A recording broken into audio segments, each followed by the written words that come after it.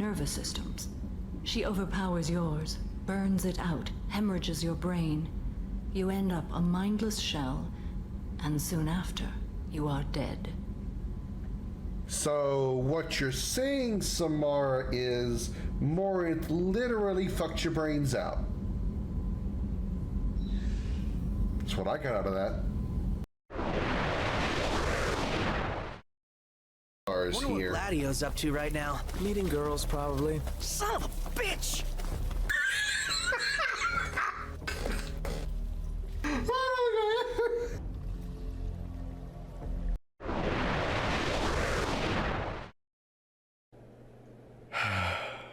Yes, I'm doing it. I'm trying to do some PvP. And I'm starting with probably my most dreaded game to do PvP in. I hope everyone has 911 on standby, or is a doctor, paramedic, or other health professional, because it is likely I will be having an aneurysm today, because I am playing Fortnite. Apparently I'm a masochist. I like to torture myself. That's why I'm doing this.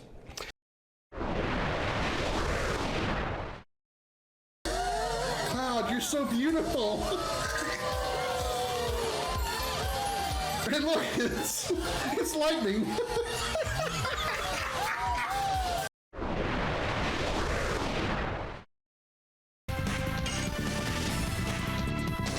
Yes! Oh, I just wonder how many other cocks I gotta deal with around here. I mean, the assassin cock, he just kind of sneaks up on you, you know? Usually you never see cocks like that coming.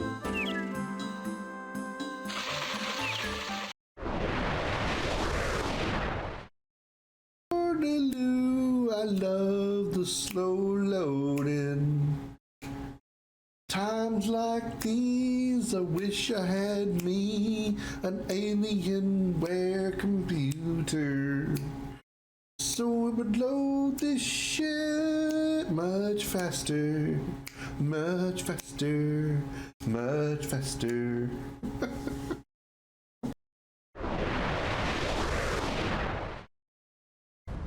Don't counterdict me. Yeah, don't be a counter dick. Don't dick my counter. Don't counter my dick, because that would hurt.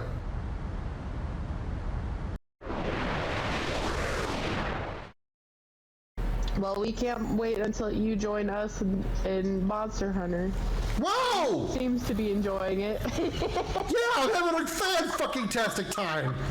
I turn the corner and he's like, ah!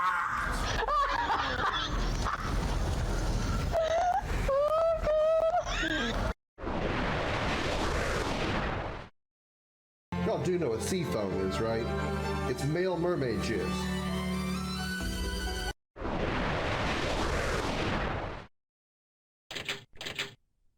Crap, I don't remember the number from the... Motherfucker!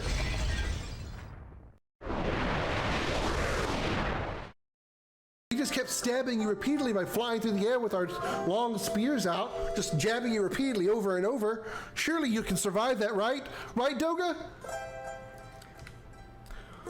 Next, you will face me. Are you ready? No, not really, but we will. No, they don't. We don't want to fight you and repeatedly penetrate you over and over again with our long wooden spears. She's old, too. Ugh.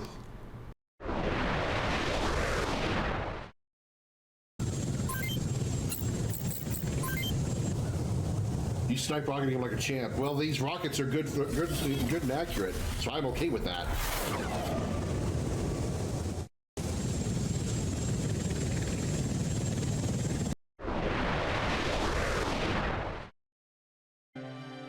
Oh, that's strawberry jelly on the ground.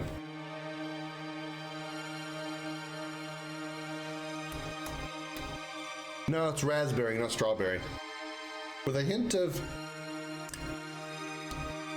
Parmesan, strangely enough.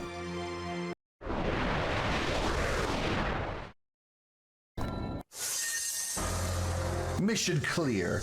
DCDAS. Dragon can definitely ass spank.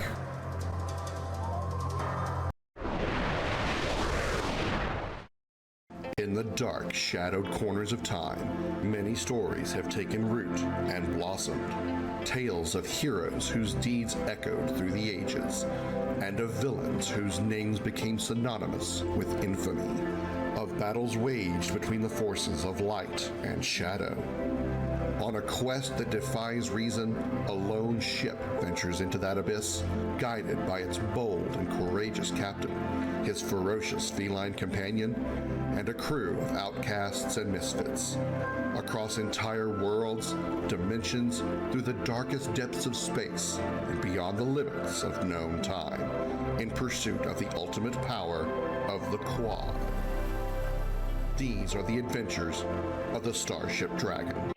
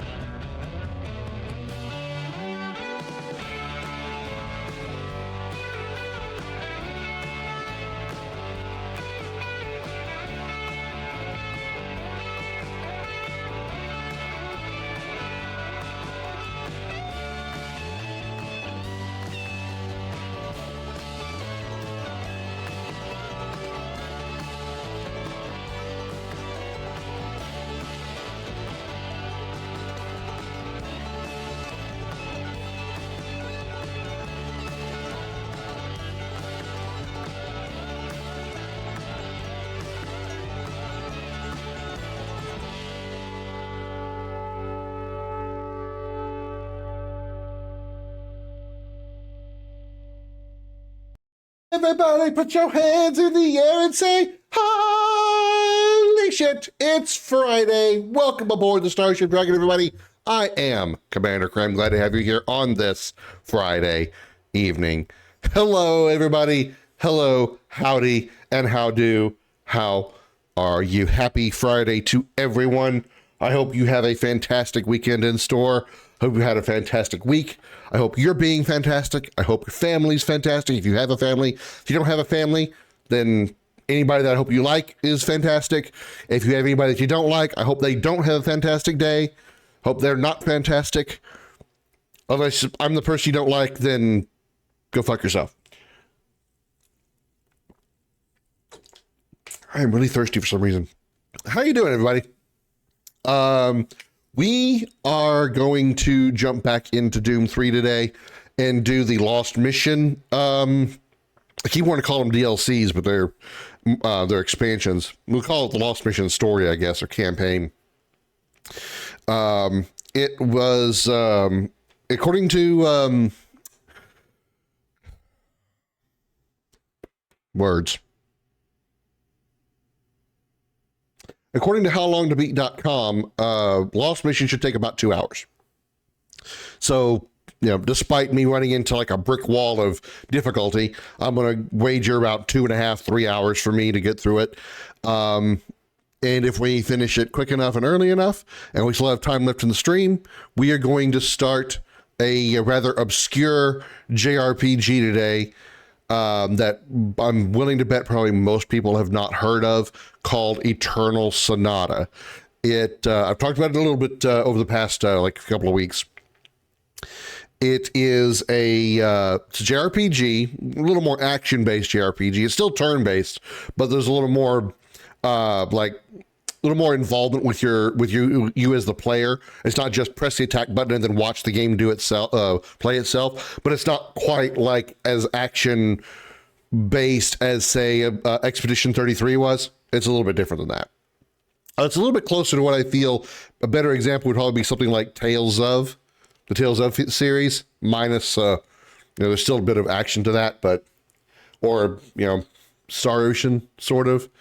No, really, it's sort of like Star Ocean, but more like turn-based action in that manner. So whereas like the Star Ocean, everybody, when you're in a battle, everybody can do their attacks whenever they want, wasn't there like an ATB charge or something like that? They had an ability maybe that had to be charged before they could actually do an action. Well, that's kind of how this one works, how Eternal Sonata works, is like it's player one's turn. Okay, you have 5 seconds to do an action, and that action could be rapidly tapping the attack button for multiple hits, casting a magic spell, or something like that, or like you press a different button to cast a special attack or something of that sort. Press another button to throw an item, so it's still like turn based as far as like each person has their turn to do what they're going to do, but there is a timer as to how long you have to play your turn, to do your actions in your turn. This is what I recall from my playthrough of it like a bajillion years ago. Hello, Comet. Hi. I start streaming, you've got to come over here and say hi, don't you? Hello.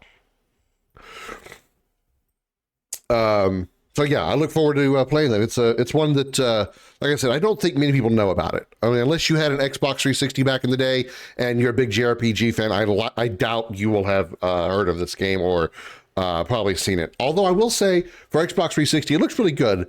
It is heavily anime design, so you got your typical anime appearance. Comet move. Your typical anime appearance, the big eyes and kind of whatnot. No, it actually visually looks a lot like a Tales of game, but still unique in its own way. So I look forward to playing it again. I hope you guys will enjoy it too. But before we get to that, obviously, Doom 3, Lost Mission. I have no idea what this particular thing is all about. Never played this part, so we're gonna see what it all is in store. But first, coffee at 5:30 in the afternoon. Well, 5:45 now. And for some reason, I'm really still fucking thirsty.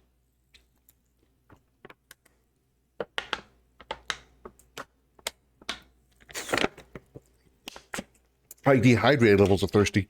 Like I was ridiculously. Jesus, that was half the bottle. Fuck. I didn't realize I was that thirsty.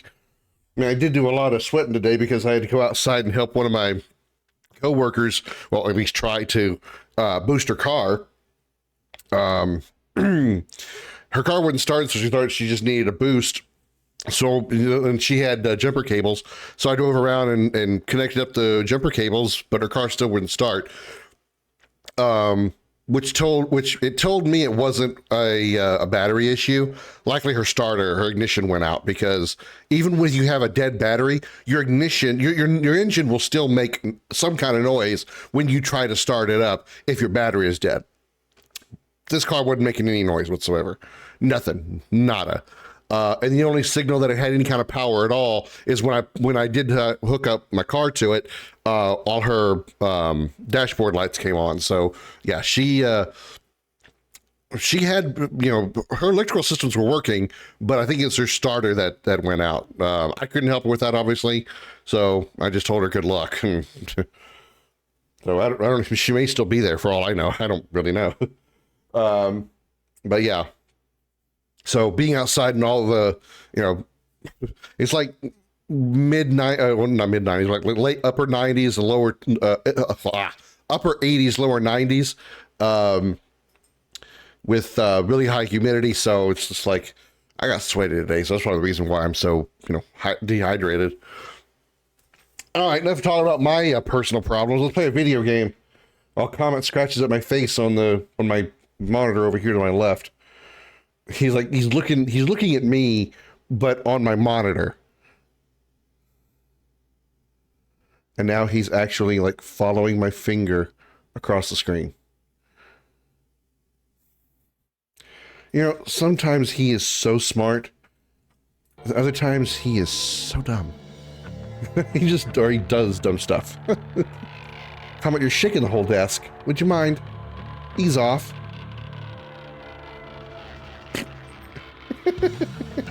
Hi. Rah. Rah. Rah. He is very not amused. Okay. So we have audio. You guys should be able to hear the game. I might have to do some adjustments to the audio on my end. Looks like you guys should be hearing it very clearly. All right. So, Shaboosh. Doom 3. The Lost Mission. You go into this mission, you will never be found again. Unless you are, and then you're no longer lost. You're now the Found Mission. I probably had a more profound joke in mind, but then my cat distracted me. Damn it. Marine, let's do this. Bravo team, +6 hours post-invasion. Primary mission, retrieve science personnel and eliminate hostile threats. Are we going to be a different soldier guy this time? Bravo team, entry secure. Move in and take positions. Quiet. Did you hear that? This is Lee. Give me status. Always clear. There's nothing Imps. here, Sam. What the hell? Well, that's actually a cutscene, Swinging around left. I think. This cutscene from the vanilla.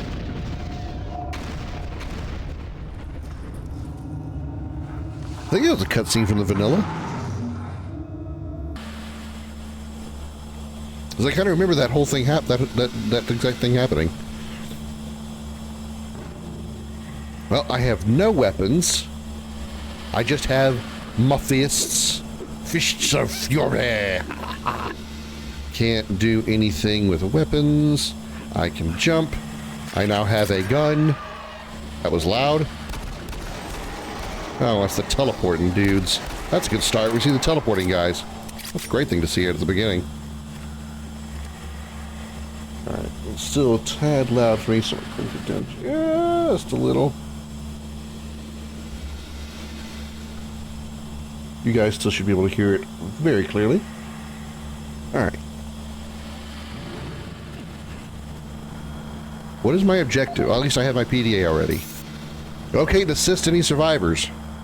Yeah, okay. Safety Awareness Month. Wait, this is the...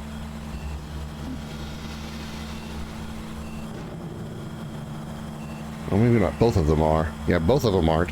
Delta Labs is looking for individuals to fill critical positions. You can help with our exciting breakthrough work and earn credits at the same time. Volunteers are needed in the following areas. Teleportation. We're looking for test subjects to stress test the new teleporters. Would you like your head and your ass to end up in 2 different places? Please volunteer for their teleportation tests. Experience tomorrow's travel technology today. Not responsible if your head and ass actually end up in 2 different places. And I don't mean like your head and your ass have like been replaced. I mean like your head ends up in New Mexico and your ass ends up in Alaska. Even though we're both on Mars. Medical research. Our advanced pharmaceutical team needs volunteers to participate in exciting medical studies. There's nothing more exciting than being studied medically. It came out a little more dirty than I had in mind. Never mind. That's a whole new meaning to the term playing doctor. Or is it? Help us find cures to everything from the common cold to Ebola 7, because Ebola 6 was a big enough pain in the ass.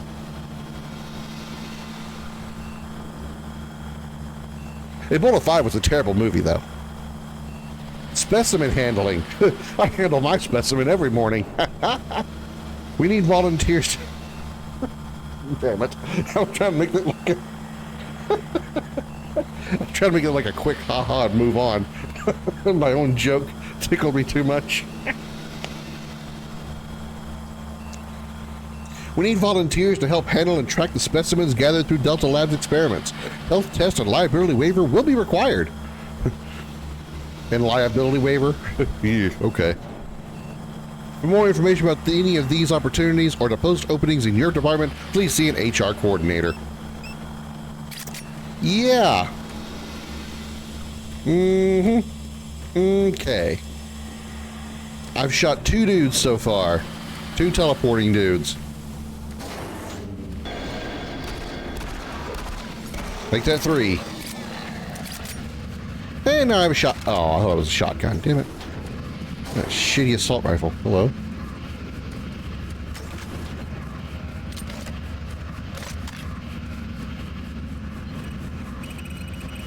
Ah, health. Let me save.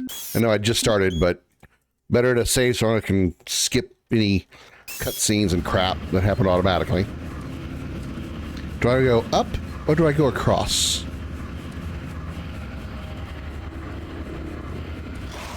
This guy presenting. Jesus.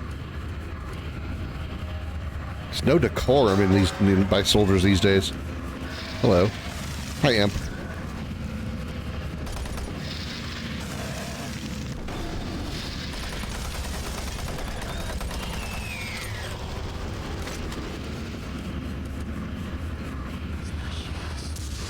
Hi, Imp. Oh, you're not an Imp, you're a teleporter.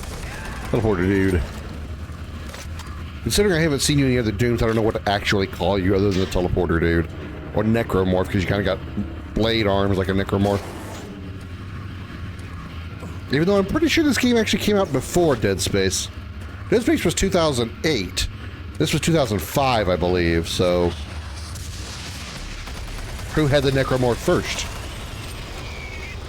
I would still say Dead Space because they did it much better. This game wishes it was Dead Space. Find access to the central control room. Shotgun baby, shotgun baby. I got a gun that goes boom boom. Who wants some shotgun to the face? Boosh, kaboosh, ow, kaboosh. Somebody else want shotgun? I have plenty of ammo. I am very, very generous with my ammo donations. I mean, you can think of me like Goodwill, but with ammo. Sure missed the super shotgun, though. What are the chances of the super shotgun being in this expansion?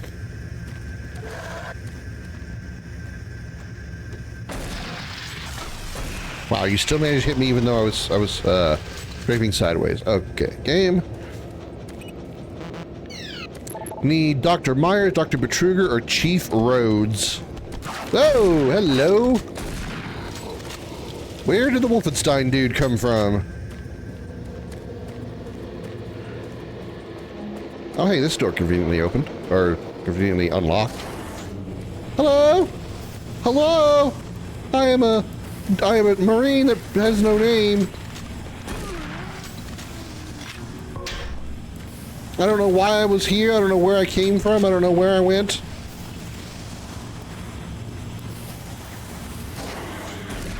Ah, you missed because you suck.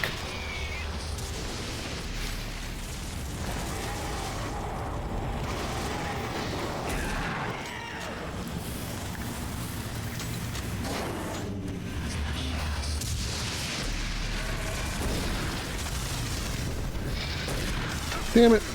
Be dead. Also, hello. Also, goodbye. Goodbye, baby. Hello.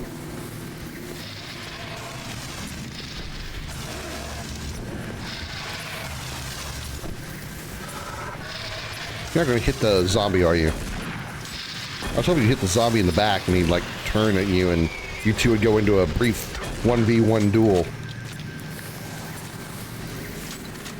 And I say brief because he likely would have got his ass kicked by the imp. And then, of course, I would fight the winner by just one-shotting him in the face. Because that's how I roll, dog.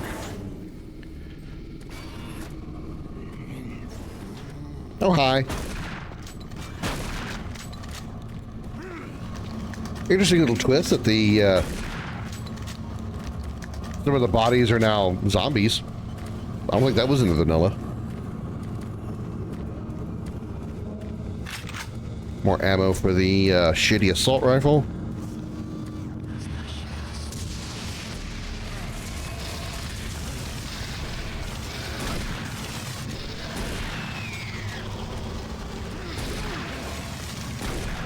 Yeah, he went right over his head. Of course it did. Whoop.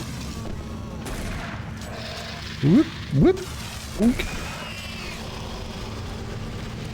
Oh, I got nose itch. Okay. Hello. That was funny. Hello. Well, you guys probably didn't hear the horn outside. Just hella good timing for that to have happened.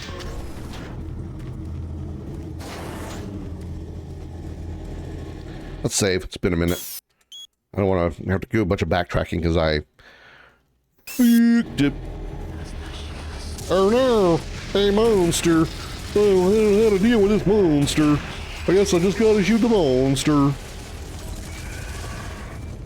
Hello? Oh. I didn't hear you spawn in. Maybe I just completely missed you. Or maybe you were a stealthy imp.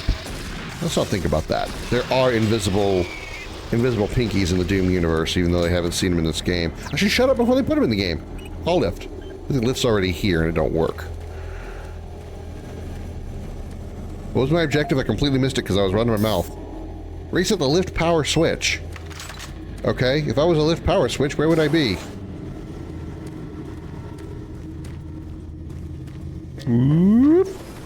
Ta-da! No. Lift power switch? Lift power switch. Hello, lift power switch? His name is Mr. Switch, by the way. You gotta give him respect. Mr. Switch. I don't think this is the correct direction.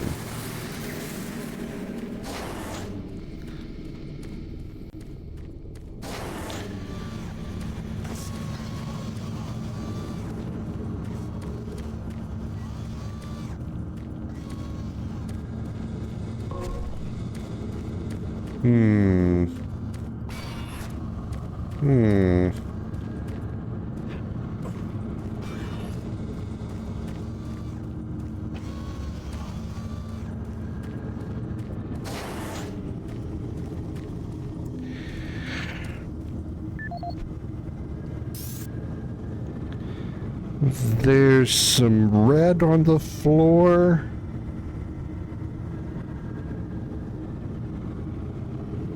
Around a bunch of, it looks like servers. Have I seen that room yet?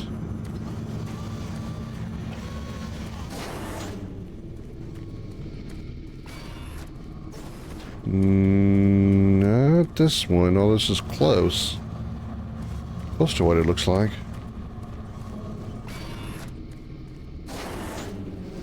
Maybe I do need to go back.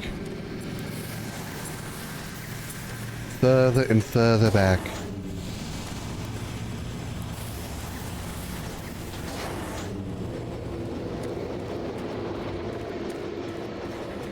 No, this isn't looking right.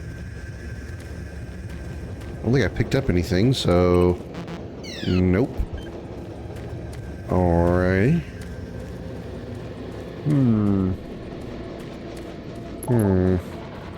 Down there would be a bad idea.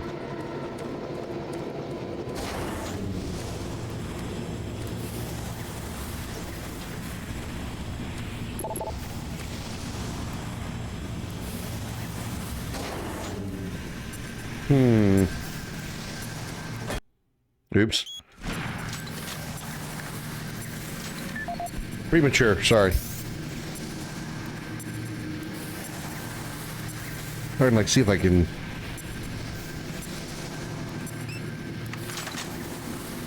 see the area in question via that picture. So far, I haven't found a floor that looks like that picture.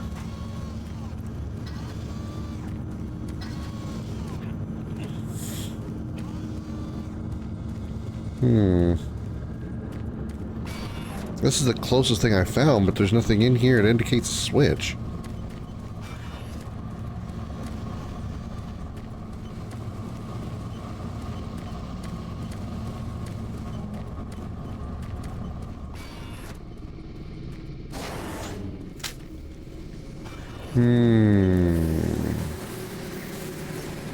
Station locked.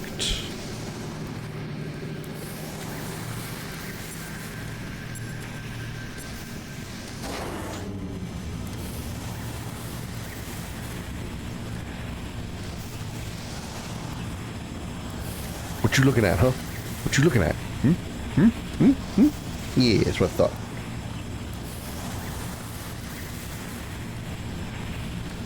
Well, this is not good. Did I go through this door yet? I did not. This is new,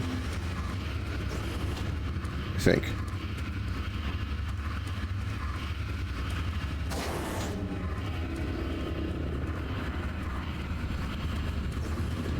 I did go through here. I did not go up here, though. I did go up here. Damn it. All the way back to the beginning. What I need can't be in this room, can it?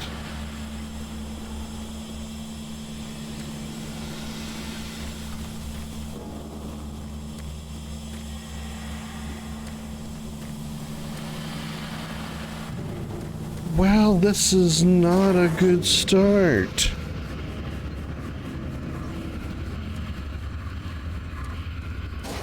I see why this expansion is called Lost Mission. Because you're lost as fuck in this mission. Then over here, can't go down there. Because that can't be opened yet. And I refuse to look up a walkthrough. I'm too early in this. I haven't been playing for barely 30 minutes.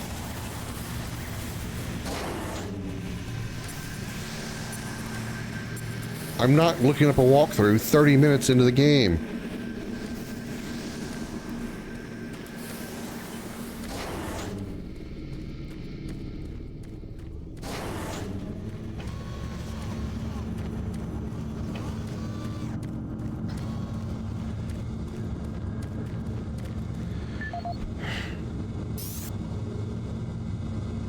Reset the lift power switch.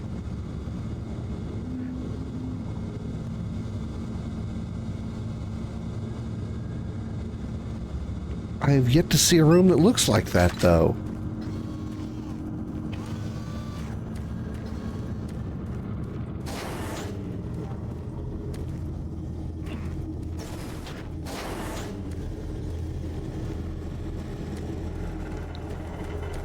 Oh, wait, it's another... Oh. Oh. Oh.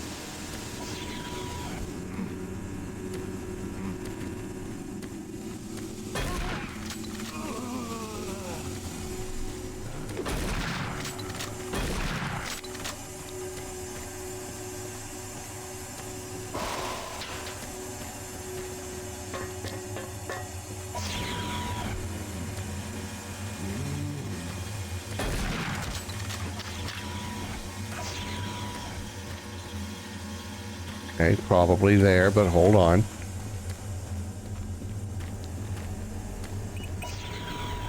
Ah, that's the other side. Okay, let's just, just close the door back up. Huh. I'll come back and deal with him in a minute. The door did close on him. Objective complete. Power restored. Good job.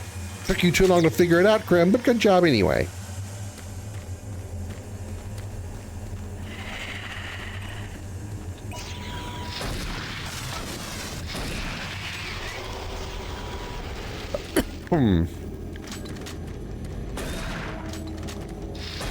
Wow, you went from crawling to throwing.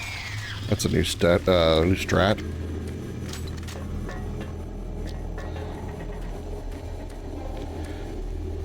Raise to the upper level. Save point. Go team. Only had one explodey there. Thanks once again running up to me to use your assault rifle.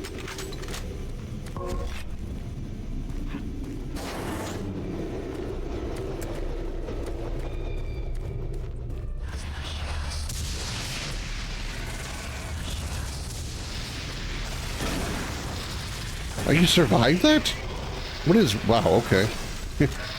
Your dissolving body just went like... Blah, blah.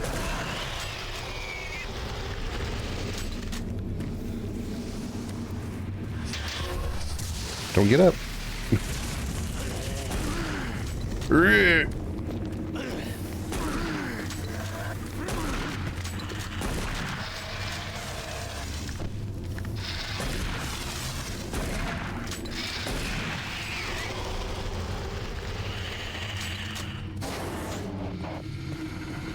Hello?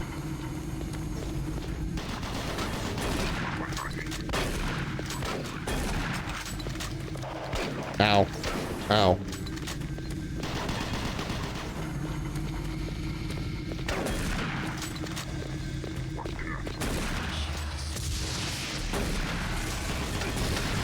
Damn it. Hate the flinch. Still hate the flinch. Alright, that's better. Fully heal. Cha-cha-cha-ching. And save. Motoring right along.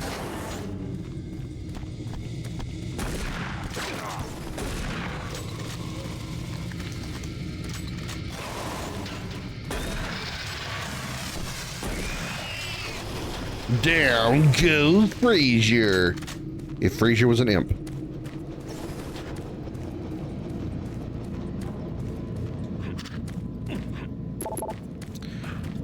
Alrighty. How about in here? Control room access. All these guys are gonna stand up? Is anyone there? No. This is Station X. Does anyone read me? No. Come in, please. This is Station X. I can't believe someone's alive there. You must help me. Time is critical. My name is Richard. Dr. Richard Myers, and I believe I'm the last one Dick alive Myers. on my team.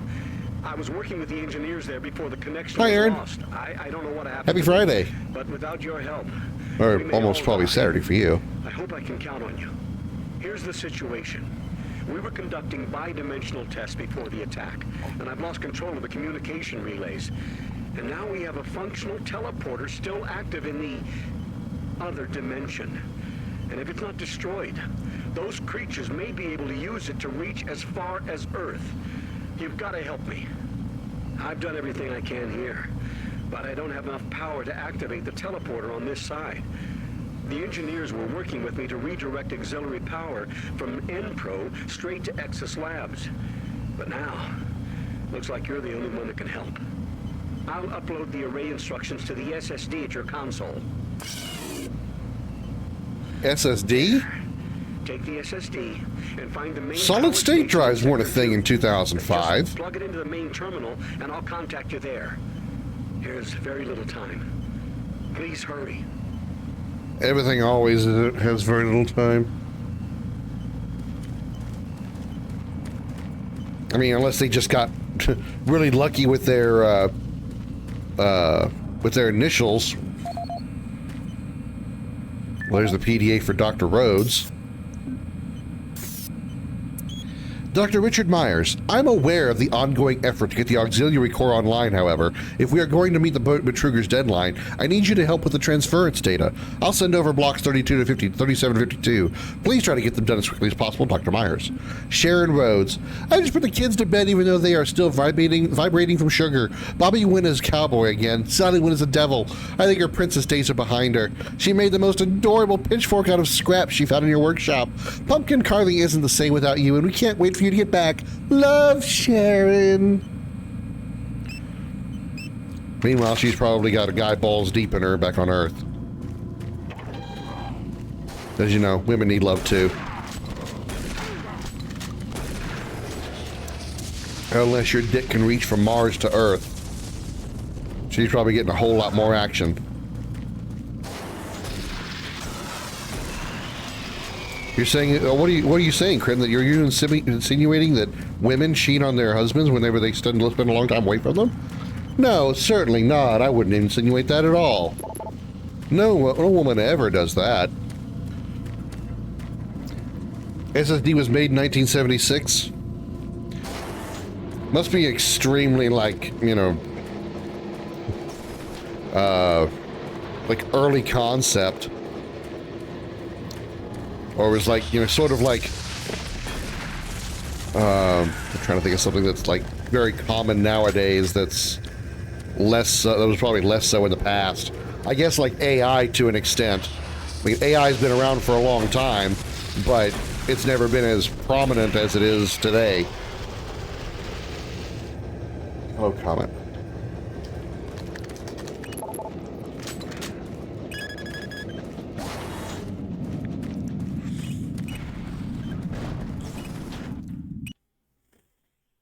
So possibly it's just like a, you know, they presumed by 2005 SSDs would be, you know, more commonplace, I guess. Look at the auxiliary power cord, upload the SSD.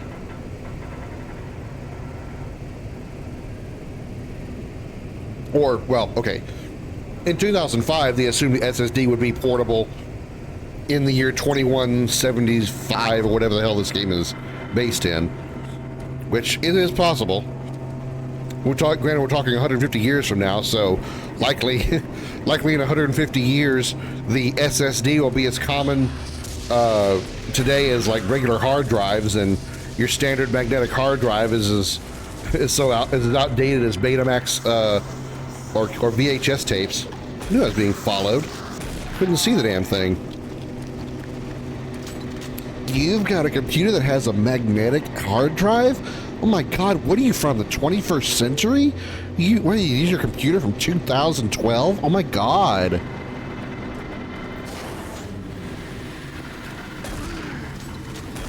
By the year 2175, SSDs will be the regular flash drives.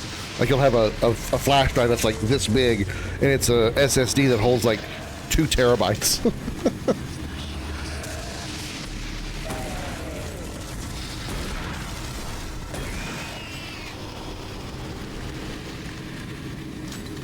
Or like using a thumb drive as a main memory. Yeah.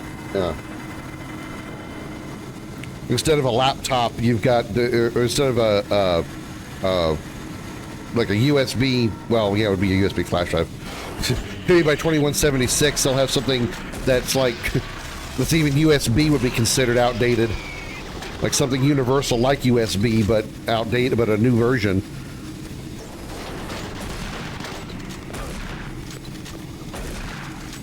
Call it USC.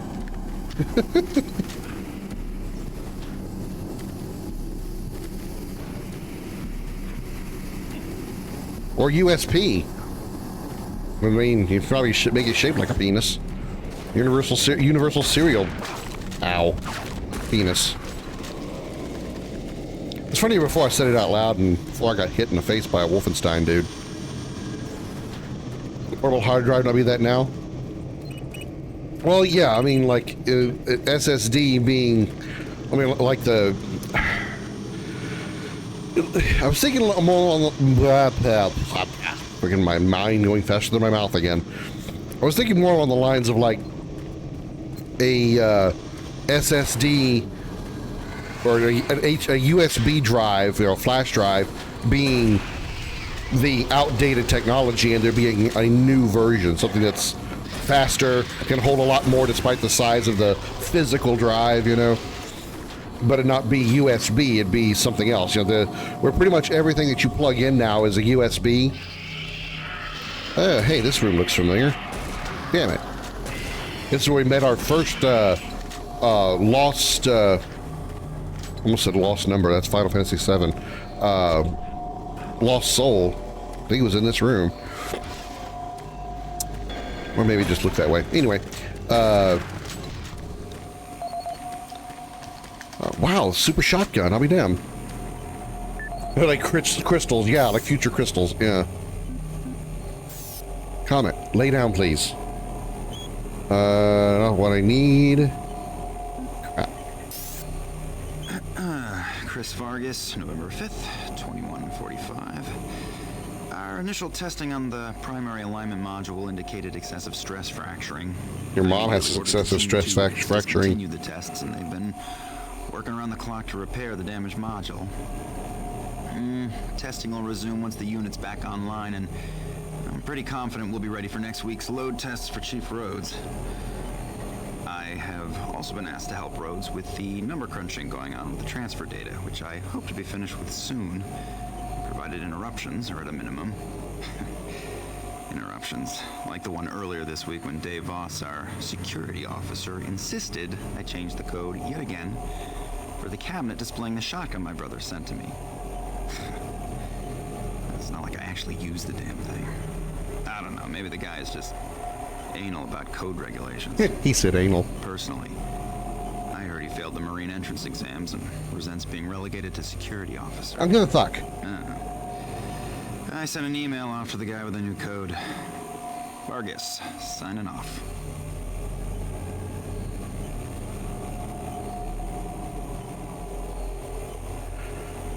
Send an email off to the guy with the new code.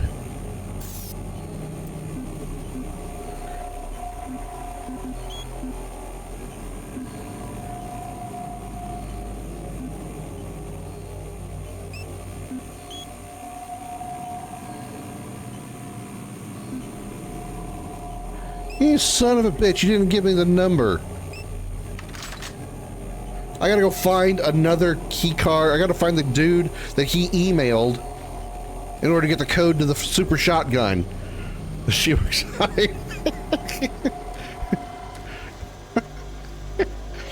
Your mom has a stress fracture. Oh, I'm sorry, okay?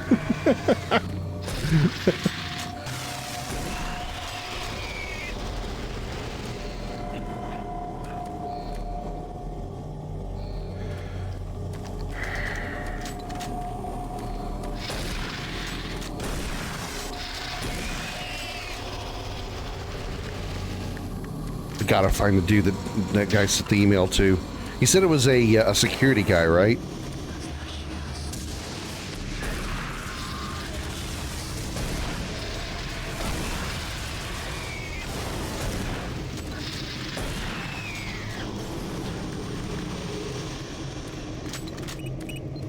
Hopefully I just come across it naturally. Damn it. Thought I had him before he nailed me. I most certainly did not.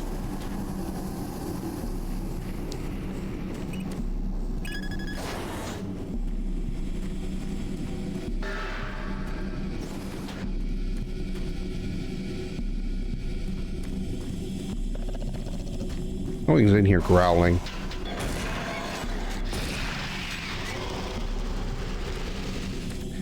Nice try, game. I'll give you a few points for that. That was clever, but not enough to get me.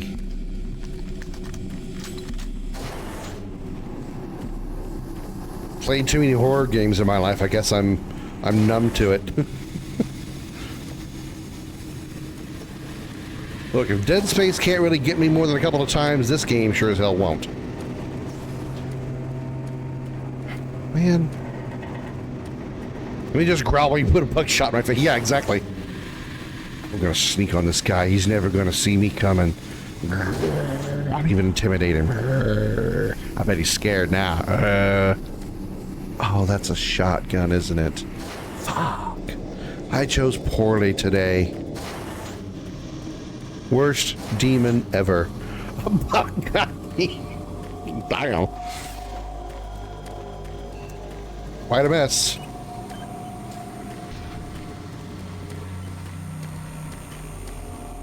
There's no way I can figure out what it... I only have 2 emails. This is the audio log of Chief Alan Rhodes, October 12, 2145. That voice actor sounds familiar. Well, we made significant progress with the field coupler this week. If my calculations are correct, this should provide a considerable boost to the converter's output. I just wish Myers wasn't so damn pushy about this project of his. Now, to be fair, it's actually Betruger's project. Myers is just trying to follow orders and do his job. Anyhow, what we are doing is extremely complex and requires us to be firing on all cylinders. That's firing all cylinders on your mom last night. Data from Delta has been a very difficult process. What he's proposing requires the full use of a single grid array. I'm just glad we have the entire auxiliary unit to work with. My hope is, within the next few weeks, we will be able to prime the main array in parallel and have the auxiliary working at sufficient capacity for the folks over at Nexus Labs. And I think that's all I've got for now. Alan Rhodes signing off.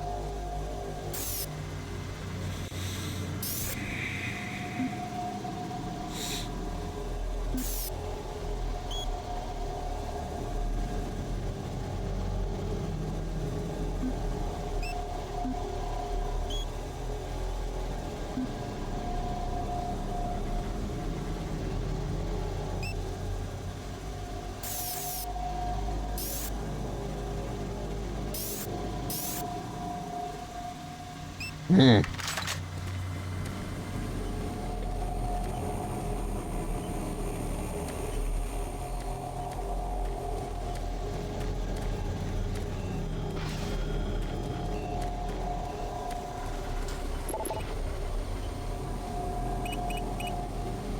Two, 5, 7, 4, 3, 1, 8, 4, 2,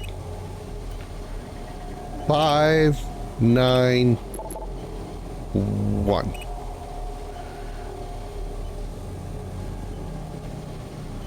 Seven, 5, 3, 7, 5, 2. I think it was Jim Cummings. That's Pooh Bear, right?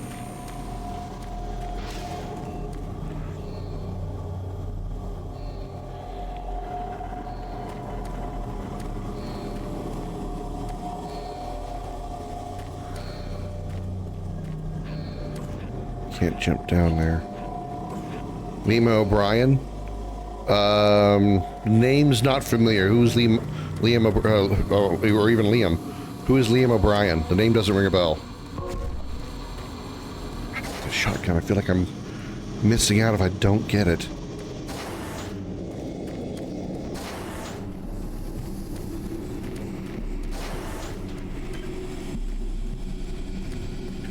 Yes. Wow. Okay.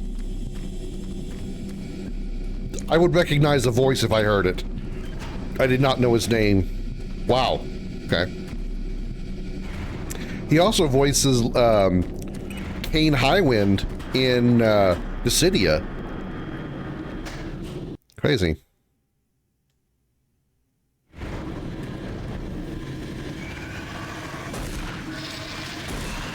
You know, I'm gonna be really irritated if I find this this email that the that dude sent, and the code is like just 1 digit off from one of the ones I guessed.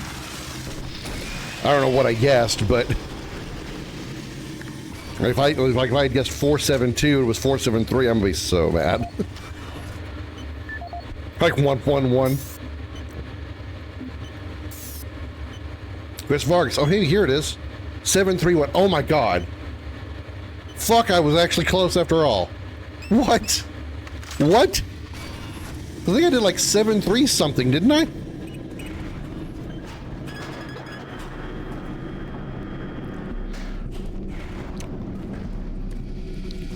Thought it might have been for one of my guesses. I thought it was going to be something cute like 666.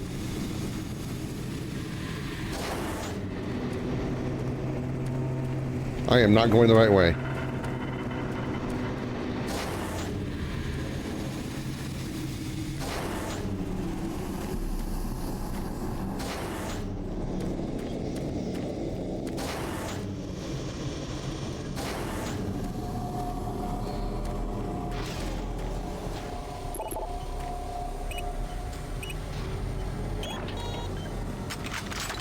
Sweet business.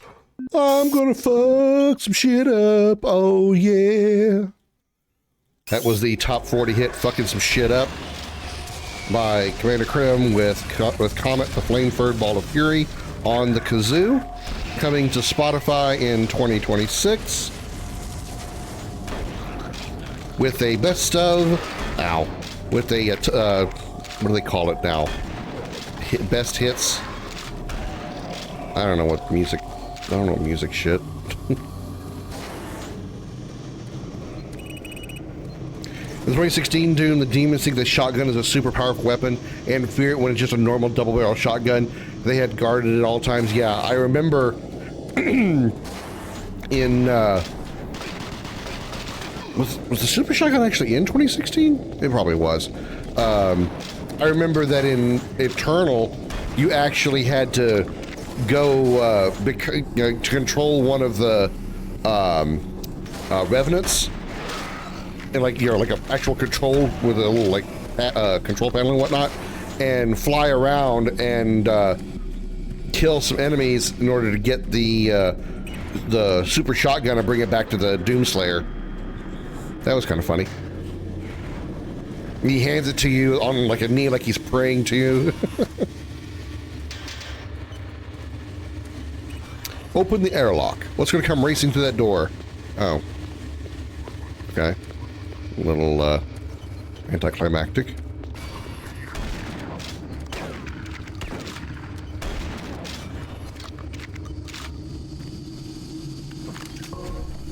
Hey, hand grenades!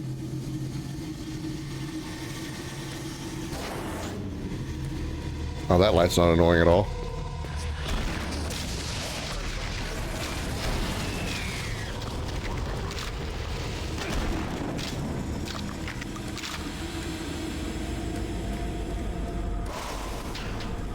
Wonder if we'll get any new guns for this this expansion. Probably not, because it's so short.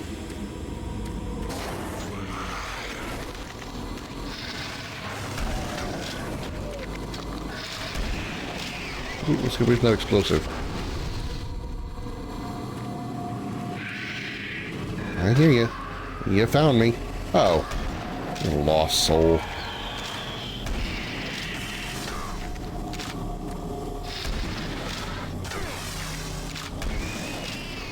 Lost soul on this nut, on these nuts. Maybe this game nearly killed Doom. Yeah, I can. I said this during my my review of the game. Doom 3, or I should say it like this: the previous Dooms were run and gun, pick up every weapon you can find, pick up all the ammo you can find, and use that ammo on everything that moves. No matter how many different directions the enemies are, you look, there's an enemy over there, and you're going to have ammo to shoot it. This game is very different from that. It is very different. Yes, it's in the same universe. Yes, you see UAC. Yes, you see a BFG. Yes, you see imps and Hell Knights, etc. You see the trademark stuff that is a staple of Doom, but this game is not Doom. It's not Doom. This game is a horror first-person shooter in the Doom universe. It is not a Doom game, because enemies come at you one at a time, for the most part, down a hallway. There's a few times you might get in a situation where you might have one or two enemies coming at you from different angles, but for the most part, they're all kind of coming at you one at a time down a narrow hallway, and that's it. If they'd called a different name, it would have been done better. Yeah, that's exactly what I said. If you had taken the Doom trademark stuff, the Doom staples out of this game, changed them up just enough so they would look different, or even just change their names, because a lot of these enemies really don't resemble anything in the Doom universe, except for maybe the cacodemons. That's still a stretch.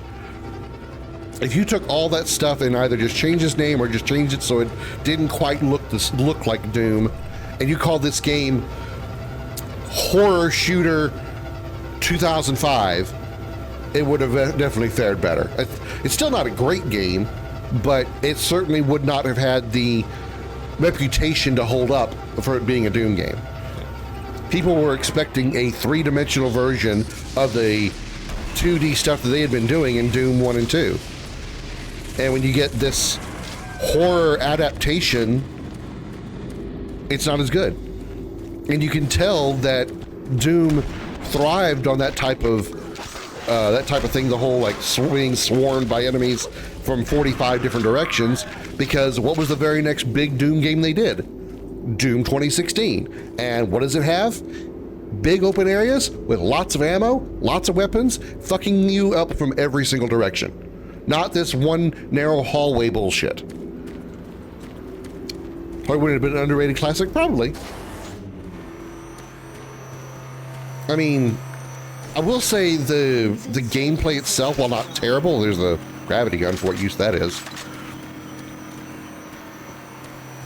While the gameplay isn't terrible, none of the guns really feel good. Stand by. Excellent work, Marine. I'm getting a link to the SSD drive. The computer's showing that the auxiliary power unit isn't coming online. And it looks like you'll need to prime the flow systems.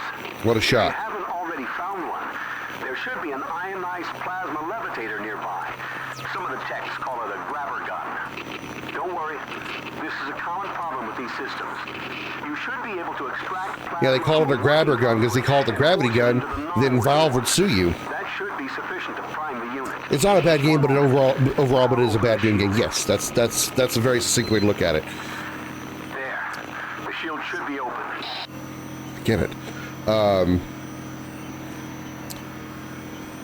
Doom, the guns in this game just don't really feel that good. Like, every gun that you use for the most part just doesn't really have any impact. It doesn't feel like you're actually shooting a powerful gun that is wrecking demons from hell. Even the rocket launcher feels kind of meh.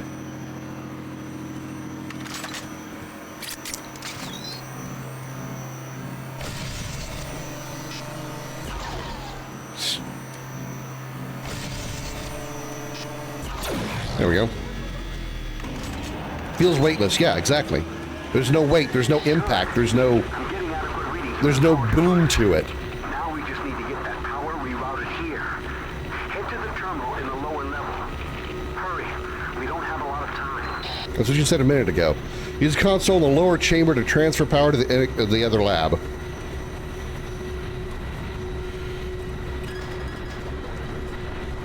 You know, and some of the guns that you expect to be really good, like the minigun, it's awful. The bullets shoot super slow for a minigun.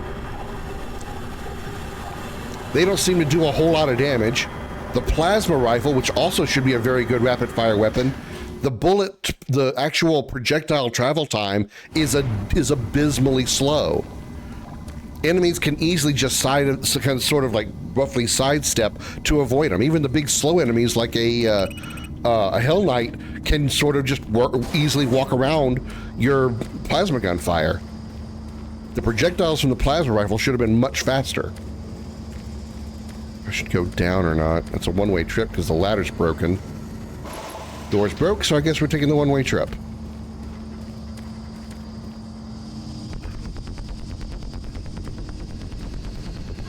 I think they oh, that's a fucking arch file. I think they realized that in the vanilla game, because I feel like they changed that with the super shotgun. Super shotgun feels pretty good to use. Still doesn't have like a lot of like heavy impact. It still feels a bit weightless, like you said, but I think it is the best feeling gun of the game.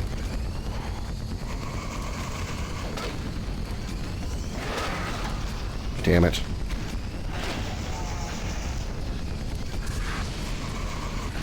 There we go, I got him. And this assault rifle is absolute trash, too. You get the cube and break the game with it. I mean, at that point, you get the cube late in the game, and, you know, it's late enough that it's fine. It's worth it. It's not like you get it in, like, the first 5 minutes of the game, and then it becomes OP. You know, you're at a point in the game where the game should be rather difficult because you're heading toward the end game, and you have to kill at least 5 enemies, I think, in order to have the advantage of the cube and be able to one-shot stronger enemies like an Archvile or a Hell Knight. You know, that's cool. That's fine. That was actually enjoyable. It felt like it was not really risk-reward so much as just reward for accuracy and kills. Your reward is, oh, you have a big enemy in front of you? Well, here, one-shot him with this thing. That was actually fun. I guess we already turned the power on. But yeah, this is the in the vanilla game, it is the Soul Cube, which is the box, the cube, obviously, the all spark with spikes.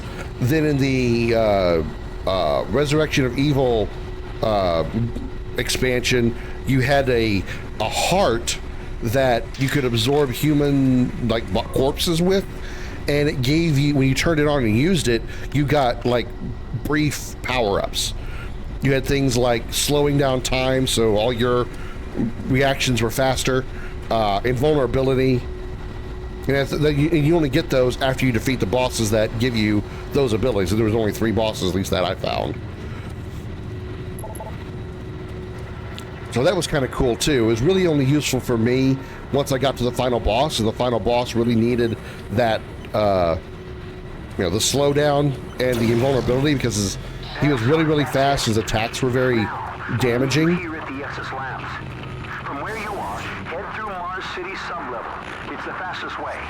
Move quickly. I'll explain more when you get here. Another Archvile. But outside of the boss fight, the heart thing, or whatever that artifact was called, it wasn't really that crazy good. I felt like it was wasted if I used it anywhere else.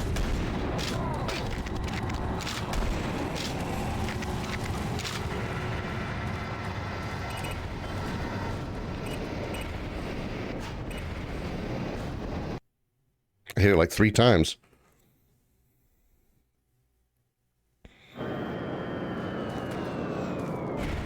Because there wasn't really a whole lot of like points where you would need invulnerability or to be slowing down time. Even some of the stronger enemies that they give you, like the bumped up version of the Mancubus, the guy with he has like the body of like a Hell Knight, but he has weapons like the Mancubus, and he has this like box that sticks out the front of his mouth that's just got 2 big pairs of grinning teeth. Weird. But outside of something like that, even those enemies weren't really that hard to beat because they could easily get stuck on the environment. You just get around a corner, have the rocket launcher in your hand, shoot at the ground near it, and you're going to kill it. It'll never actually attack you. You didn't have anything you could use for this, right?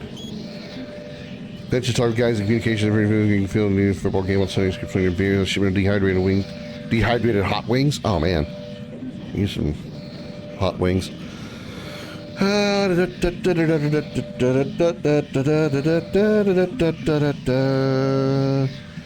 Okay. No code for that, but that's okay. Probably nothing important. Boop. Acquire what? I didn't read that. I was trying to shoot something. Yeah, the artifact. What do they call it? Both the cube and the heart thing were called the artifact originally, then eventually called the cube the Soul Cube. I called it the Allspark because it kind of looked like the Allspark from Transformers live action movie. Acquire security station pass key. Okay. Good thing. Access denied. That's not what your mom said last night. Oh, shit. I am on a roll with the mom jokes today.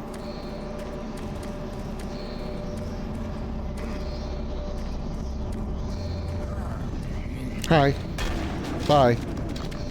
Hi. Bye. Hi. Bye. You didn't have any goodies in here? You were hiding in a closet, you didn't even give me goodies? Even like armor shards or something?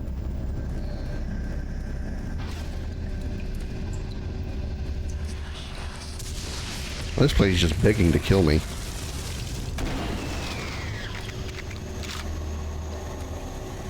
You put that many explosives next to my head, I'm gonna get blown the fuck up.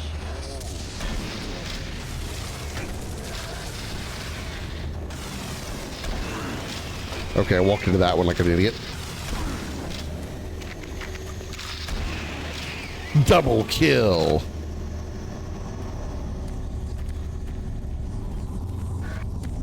Whoop, whoop, whoop. Ow. Say double kill, now I want to play either Halo or Unreal. Double kill. Triple kill. Mega kill. Ultra kill. Godlike. Motherfucker. Hold on, let me reload, damn it. Did you see the most recent Doom film where they made the demons aliens? The most recent Doom film? There was... You mean there was more than one? I only know of the Doom movie that had The Rock and Carl Urban in it. Was there another Doom movie? Did they try to do another Doom movie? Oh my god. The poor id franchise. They're trying their best to ruin the Doom series.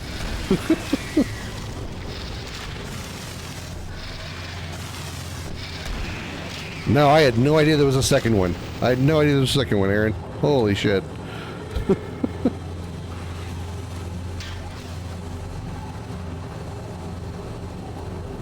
The only thing that was remotely good about the Doom movie with the Rock in it was the first person part of the game, part of the movie. They kind of made it look like a game, but considering you weren't actually playing, it was super disorienting. 631, all right.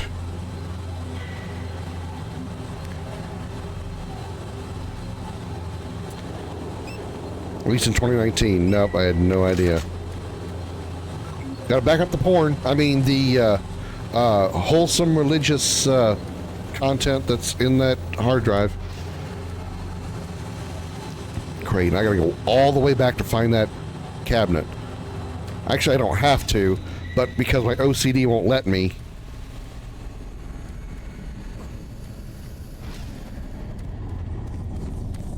Damn, how far back did I have to go to find it?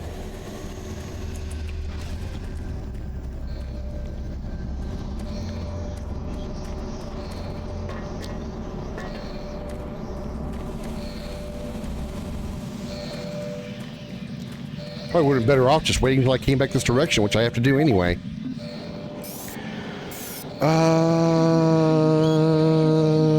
631.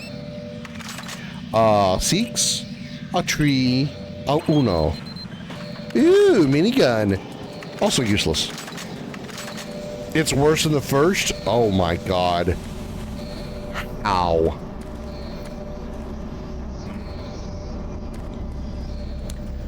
Okay. I remember watching CinemaSins doing a CinemaSins review of the Doom movie, the first one, and it mentioned an awkward moment where the one of the soldiers was talking to Carl Urban and said something about, you let her slip away, talking about the hot doctor chick. He's like, that's my sister. I'm like, boy, I bet you feel awkward asking that question, don't you?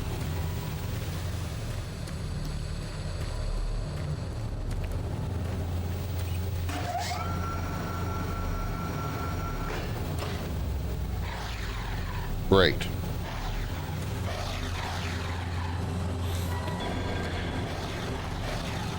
Oh, spiders. Good.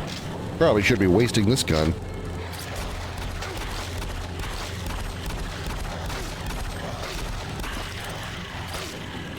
Hold on, I'm reloading, you six-legged bastards.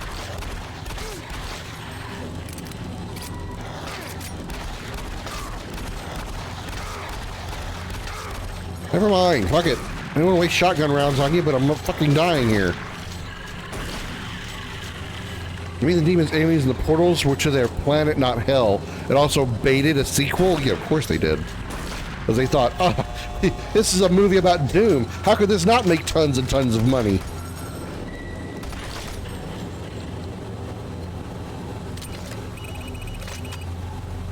Because every video game movie that ever comes out always makes tons and tons of money. Super Mario from the 1980s? Yeah, no. I think it was the 80s or it was 90s. That shitty one with Bob Hoskins and Joey Leguizamo.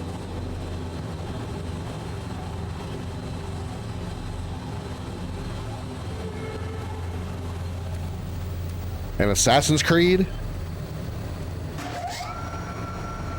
I don't know how Hollywood can screw up making movies about games that already have a very established and usually very good story.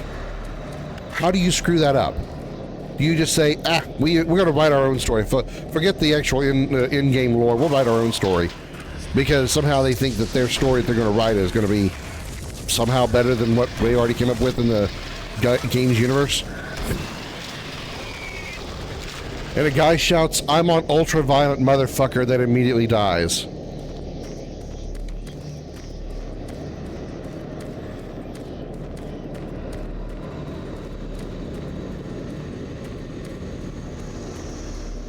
I have no words. I have no words.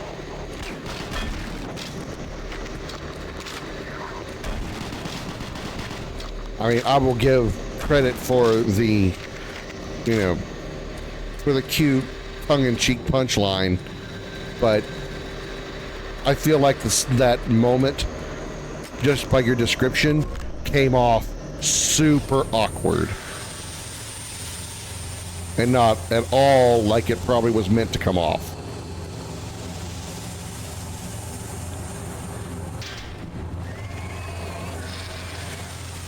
I hear you roaring. What the hell?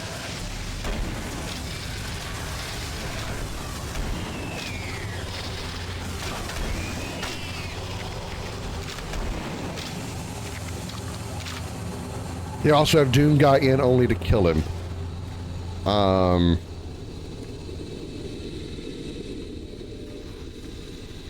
Okay. That's like having Halo and killing the Master Chief off in the first 5 minutes. Or Super Mario Brothers and, having Mario be brutally murdered in the first 5 minutes. But I'm sure they had a very good reason. The story was probably, much better, despite the killing off of the master of the Doom Marine. I'm sure the story was much amazingly better. Sarcasm stat, level up.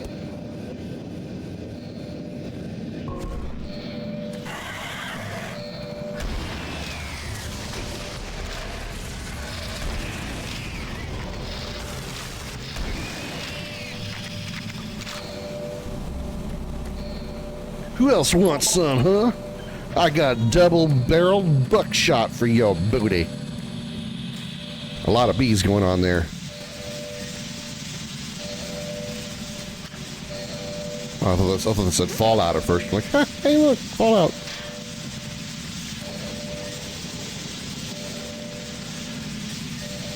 www.ebay.com. Look, it's the future. I gotta check and see if eBay's still there. Might have been funny if I had said Amazon, huh? Amazon will probably make it to the 2176. I don't know so much about eBay.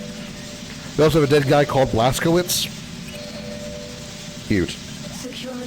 So basically, they took all of the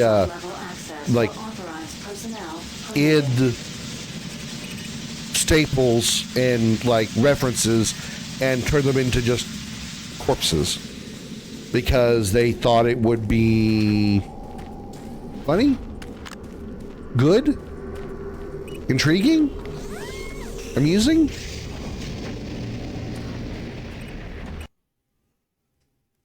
Amazon will outlast everything. Yeah. Yeah.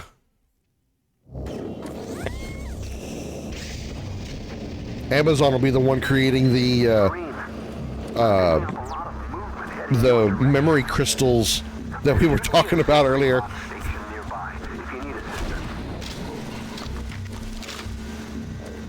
Amazon Echo, followed by Amazon Echo Dot, followed by Amazon Echo Crystal.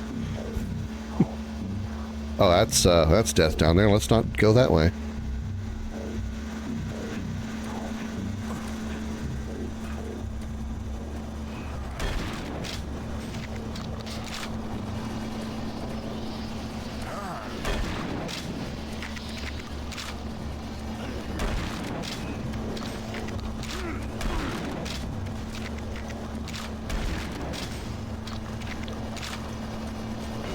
Anybody else want to just like stroll up to me nice and slowly?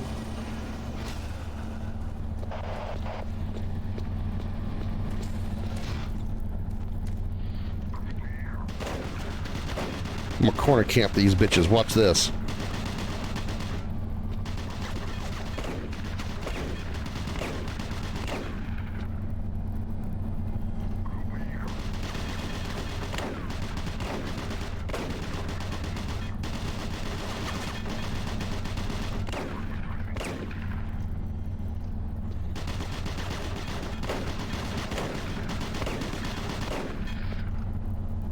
Alright, never mind. I'm not going to corner camp these bitches because they're going to not come at me.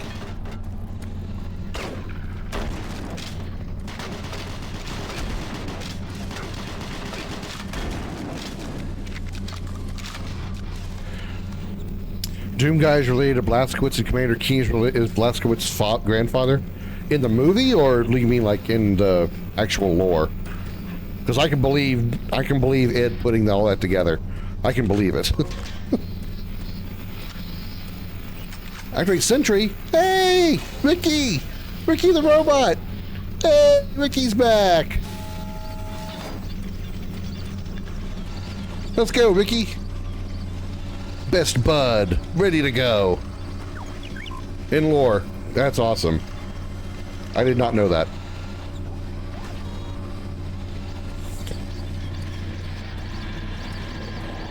As awful as I am at platformers, I should play Commander Keen at some point. I'm sure you guys will get a kick out of the fury I'll probably have in that game. That game series, I should say. Back, evil demon! Back away from my Ricky. Oh, shit. I thought I would have to defend Ricky. He's doing a good enough job on his own. Ricky don't need me.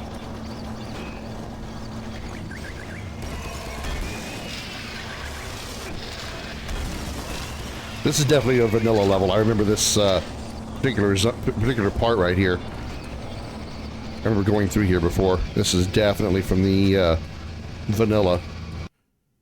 Save point.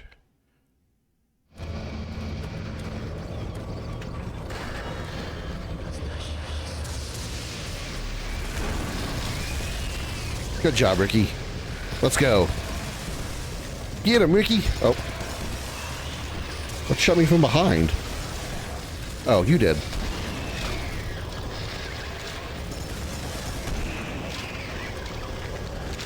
Go, Ricky. You the robot. You the robot. You Ricky. You the bot.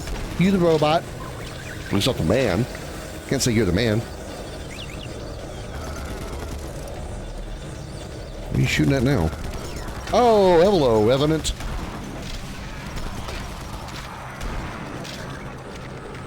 Well, we see those now in the Lost mission. I'm coming, Ricky, I'm coming. Don't be so pushy. They even throw fireballs like they have better things to do. Ricky, don't lose my number. Sorry, that just came to mind as I was thinking about the fact that I called this robot Ricky.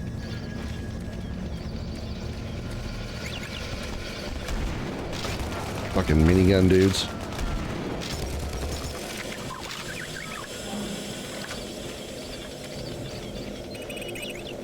Come on, Ricky. I'm coming, Ricky. Get him. Get him.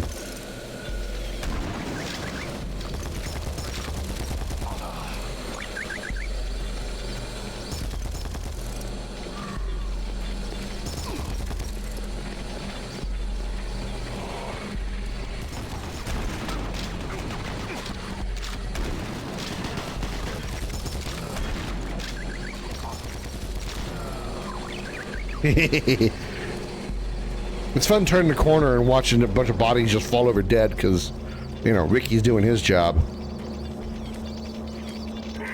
Hmm? Oh, Revenant. Boosh!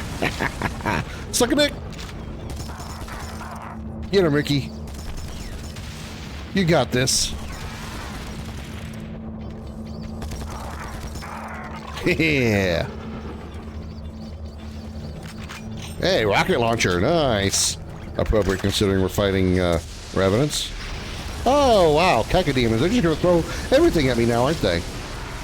I bring Ricky along for 1 second, and half a... Wow, Hell Knights, too. Yeah, Ricky's not going to survive that. Ricky's good, but he can't survive Hell Knights. Rest in peace, Ricky. You will be missed. Oh, shit! Oh, shit!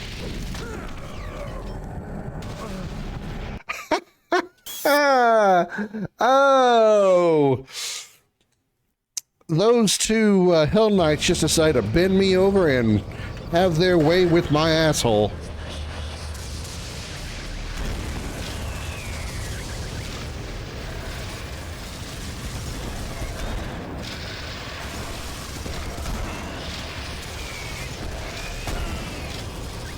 You feel like the station's a big OSHA violation? Believe it or not, OSHA only operates on Earth. So, they don't give a shit about what happens on Mars. By 2176, they're called EOSHA. I don't know why that would work, but it doesn't.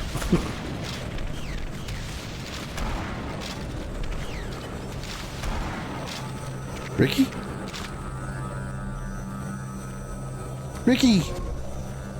Oh, Ricky, no!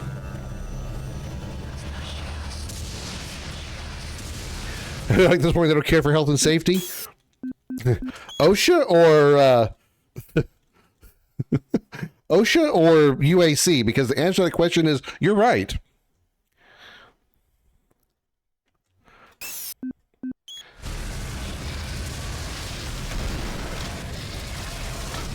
God, I gotta pick on all this shit on my own now.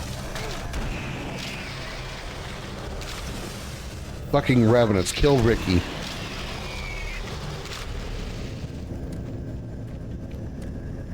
Just like the Doom guy was angry that they killed his bunny, I'm mad they killed my robot friend.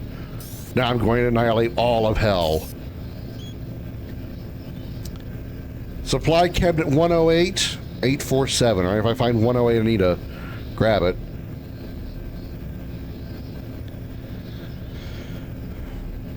Or they maybe have changed it? Probably not. Can you believe this shit? They're going to try and cover this whole mess up. I mean, I know we both had a lot to drink, but something was not right with Jenny.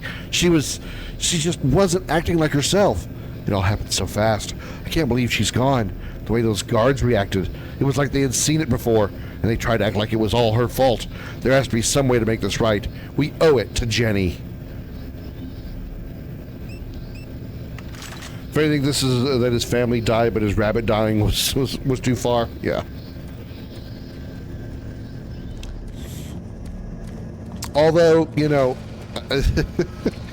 if I were in that situation, and you know, and the demons arrived and killed my family, which I don't really have any family that I care to claim anymore, but if they did, I would not be anywhere near as hurt if something had happened to the flame-furred ball of fury over there. Yeah, I would go to hell and absolutely annihilate every living thing I could find, or dead thing I could find. If it moved, I would kill it. If they hurt my comet.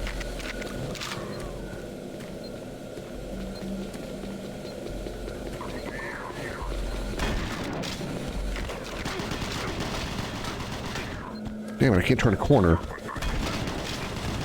There we go.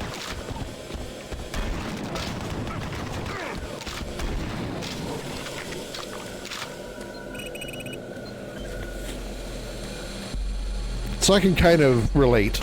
Ow! You bitch! Alright. We're going to be hitting the hell room soon, so I can say that because it's going to be hell in there.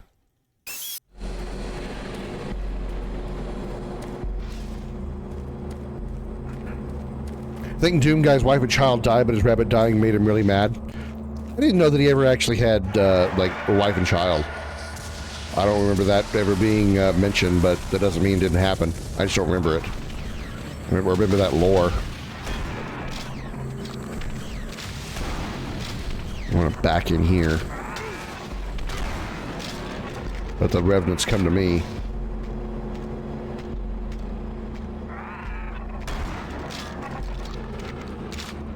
That's how you avoid getting a bunch of tracking rockets into your face.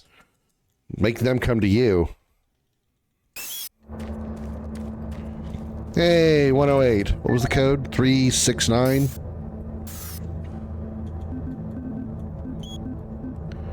$847. I wasn't even close.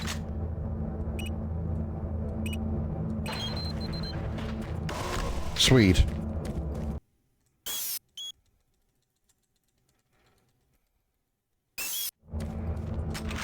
Right, the rocket launcher.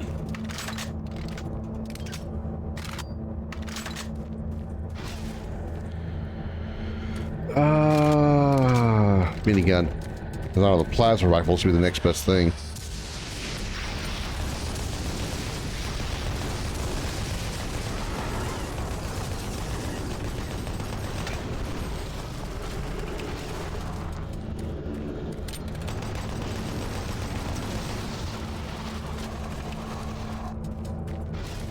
That's a revenant.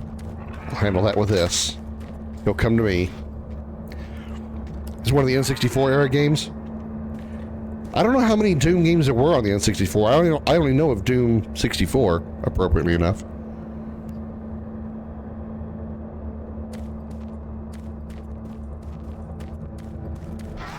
No, he's coming. He's just taking a slow, sweet time.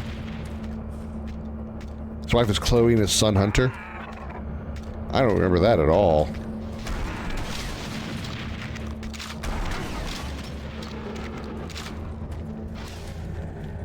Alright, where are the Hell Knights? Well, the Hell Knights are going to spawn because Ricky didn't come along? Oh, there they are. Open mouth, insert Hell Knight.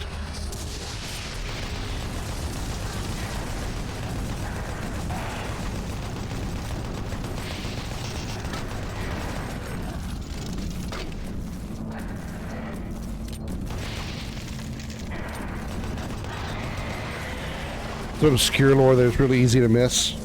Probably. I know I missed a lot of lore in Doom 2016, because there is so many places you could hide shit in that game. If there is a corner, there's shit hidden there. It's almost as bad as Serious Sam. Serious Sam is the epitome, though.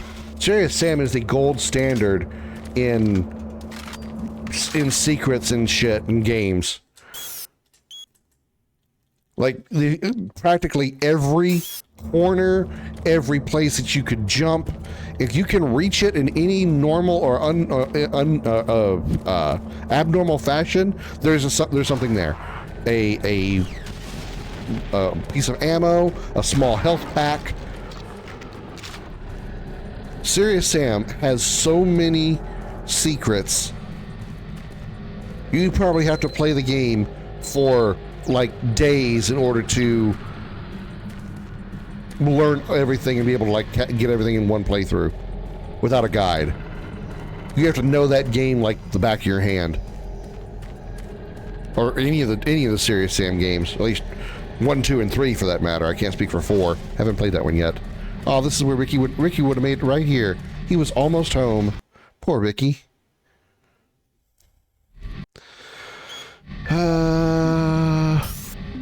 Acquire power cell from transfer control area.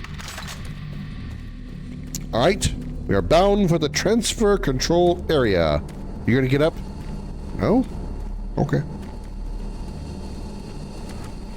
Played Serious Sam 3 and every level felt the same to me even when the environment changed. I mean, I can see that. I don't entirely agree, but I can see why you'd think that. I mean, there was a lot of, a vast majority of it did exist in a very expansive desert. And then you went inside, like, the pyramids and whatnot, and there was so many times that everything inside the pyramids all looked the same. I can see that. I can see where you say that. I didn't have a problem with it. I thought it was fine.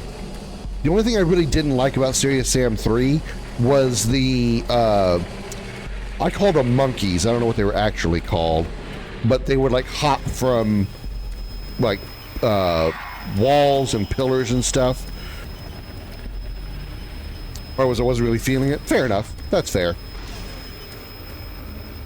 But they were like, again, I called them monkeys, even though they probably weren't.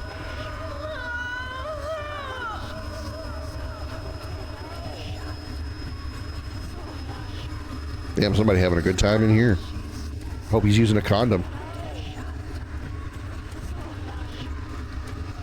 Do that the red tint filter. I'm sure there was something important about that, but I didn't see it. I'll have what she's having. I don't know. It sounds like she's having some really good dick. I don't want that.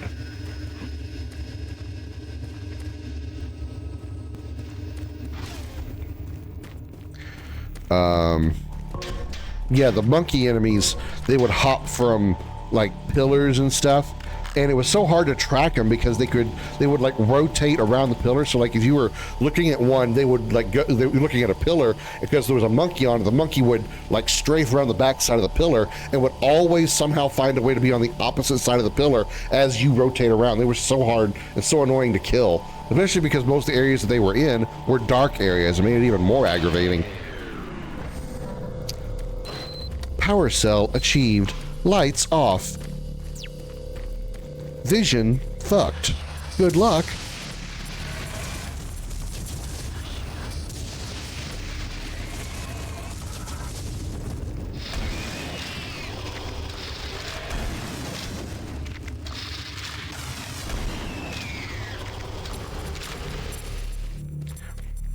So you, how hyped are you for, Edge of Fate, Aaron? Okay, so we go back.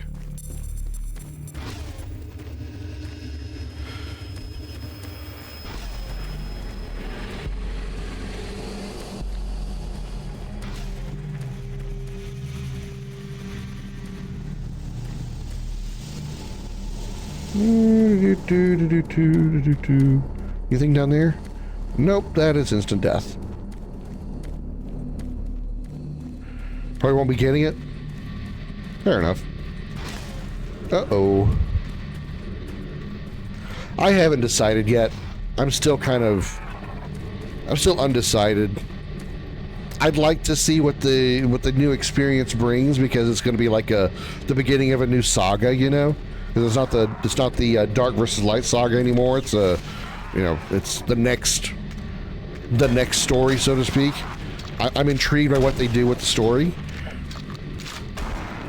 but the only thing that really interests me at all about what they're going to be bringing with Edge of Fate is solo strikes.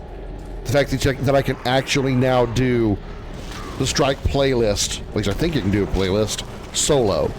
I don't have to deal with random blueberries that decide they want to just speed run it, run by every single thing that the game throws at us.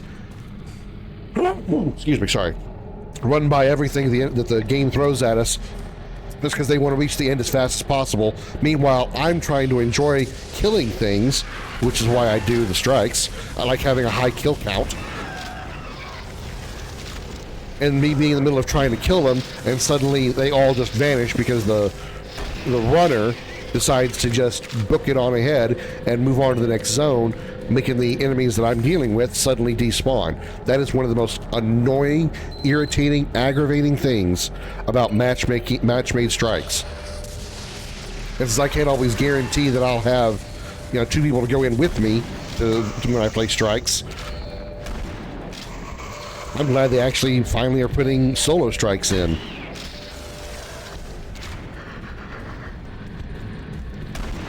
Look, I got 13 HP. Could you just not kill me right now? Or like ever? Oh, hey, I got health. There we go. Not, well, that didn't matter. I had 31, then I got 18. Because Archvile is an asshole!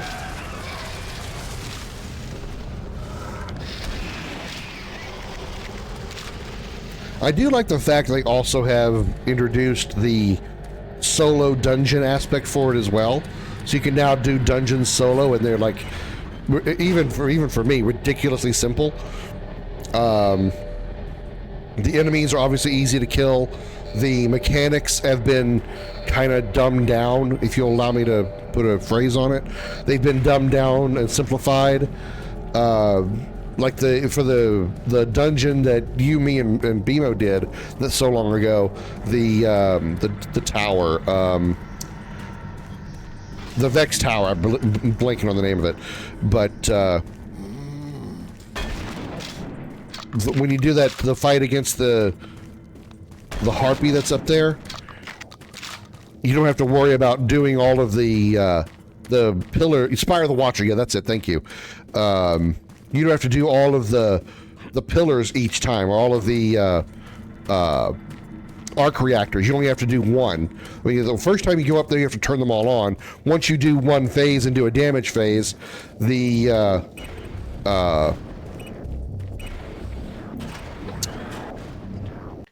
rest of the game, or the rest of that level, is only have to do one arc reactor. 3 of them automatically reconnect once the boss gets done with his damage phase.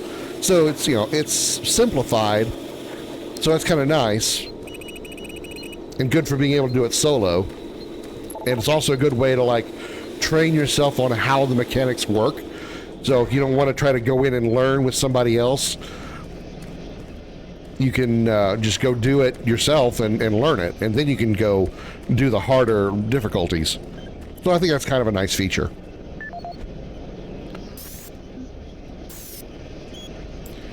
You didn't have any new codes, right? Just the one from before? Yeah, 847. Yes, so we don't have any codes for this one.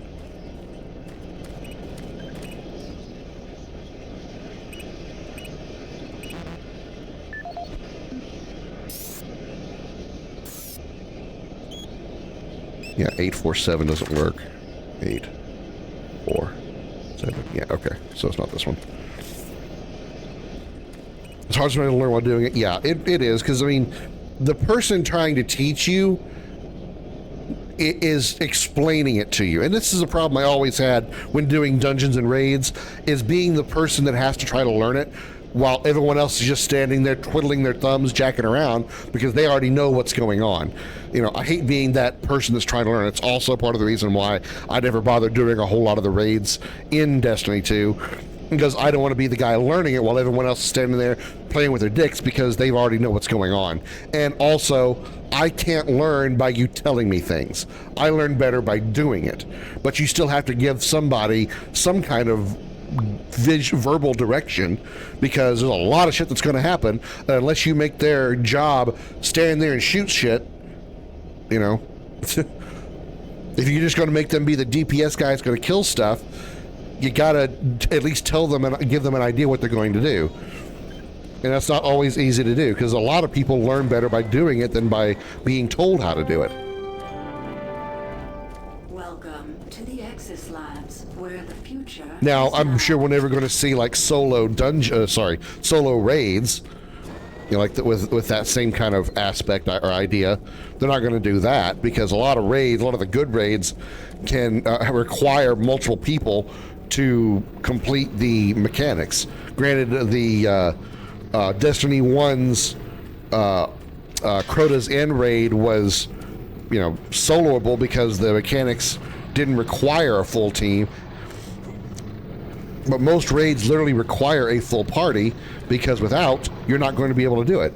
Like the Vault of Glass, you cannot have less than 3 people, because 2 people get teleported into the opposite zone. So if you have only 2 people and they both get teleported, you got nobody on the outside, you're stuck. Game over.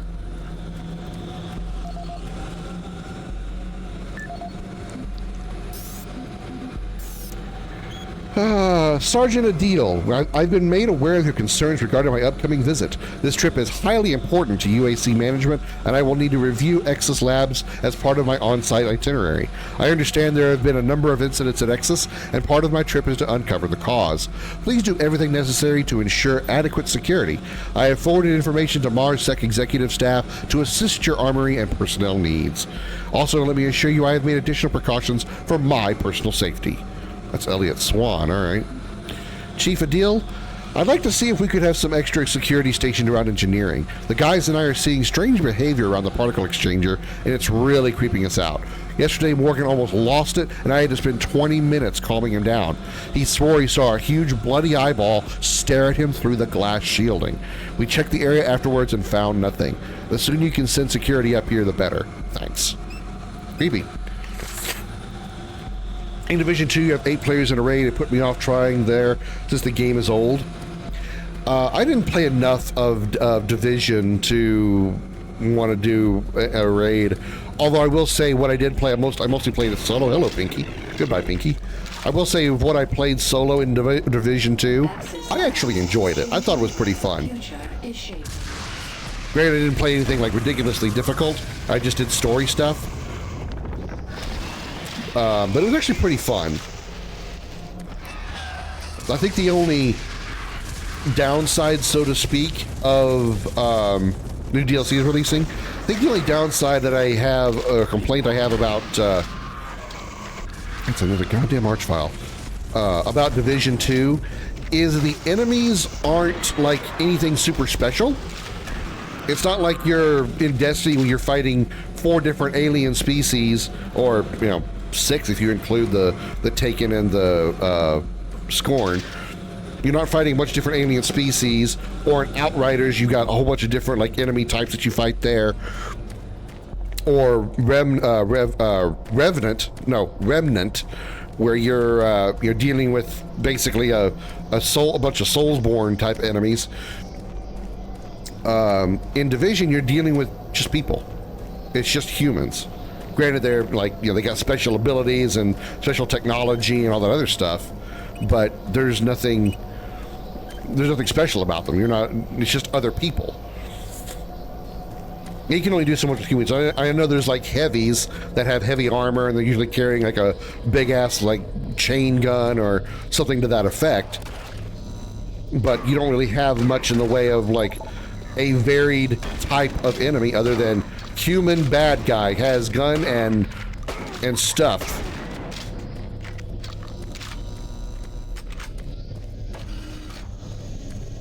Which, I mean, there's both good and bad. There's upside and downside to it.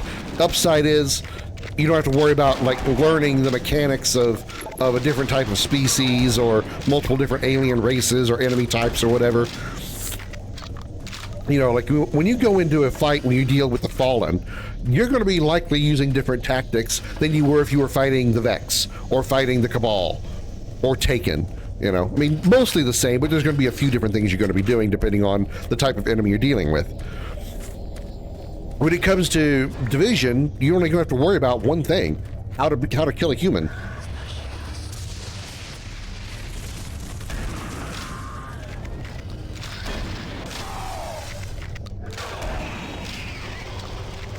I don't like that I only have I don't like that I only have 7 health. Thank you.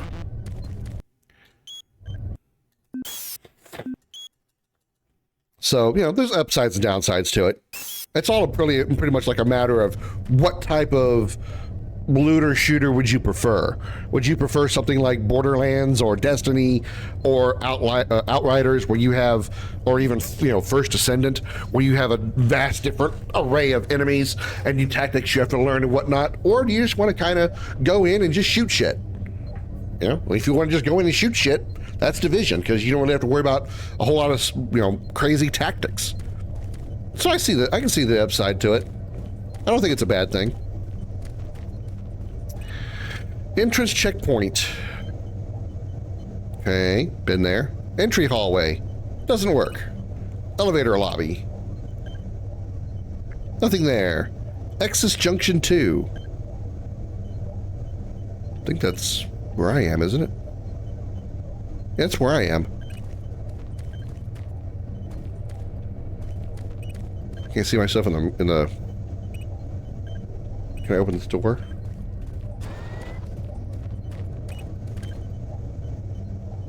Yeah, that's where I am. Thinking about Riders started playing on PC recently? Nice. I haven't played it in a long while. BMO, Bert and I played it probably about maybe 2.5, 3 years ago. It's been a little while since we played it. I would like to go back and at least finish it, because at least finish like the vanilla or whatever. Uh-oh. Minigun dude in Service Area 1.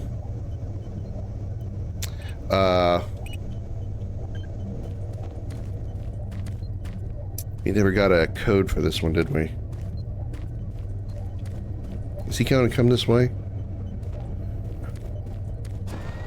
I'd like to finish it. Same is true with Revenant. Damn it, with Remnant. I got to the final boss of Remnant 1, but never beat it. Oh, thank God. You made it here. I didn't know if you could with all those things out there. Look, we don't have much time. These creatures It is crossplay? Alright, I'll have to re-download it. I don't think I have it on my PlayStation. All could be lost. I understand you have a lot of questions, but I can't answer them right now. All I can say is we need to get the teleporter in the next chamber working. But to do that, I need you to find a plasma inducer for the stabilizer bank. There's one in engineering. Now, if you head through the service tunnel, you can reach it. I'll unlock some doors. There. That will give you the necessary clearance. Now, please, get the inducer and hurry back. We don't have a lot of time. Please hurry. You'll be dead by the time I get back. But yeah, I need to finish Remnant 1, and I haven't even touched Remnant 2 yet. But I really enjoyed Remnant 1. That's probably, with the exception of like Jedi Fallen Order, I think Remnant was my first Souls-like, or first Soulsborne. Might have been.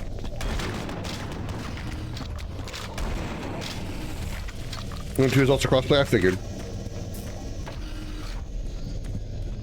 It was free on PlayStation. I don't know if it still is. I don't know if BMO actually got it or not, because I was saving it to play with her, but you know, BMO and I already have way too many games stacked up to catch up on.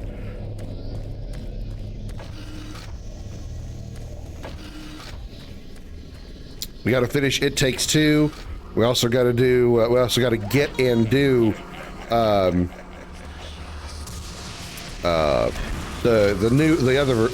new It Takes Two. Split Fiction.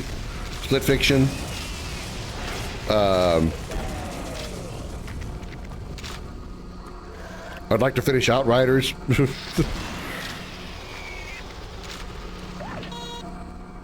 mean, I can always swap between, you know. Oh, and then obviously, it needs not be said, but Borderlands, obviously. Oh, you are not tricking me into that. You're not going to let me. You're not going to trick me into walking into a room with like 4 explosive barrels and expect me to just expect me to blow myself up, laddie. I don't know why I went Irish all of a sudden, but I won't blow myself up, laddie. I know it's a terrible Irish accent.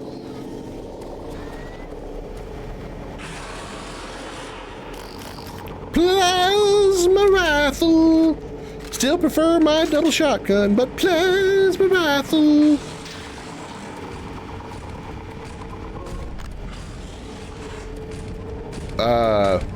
Oh, there he is. There's the teeth guy I was talking about.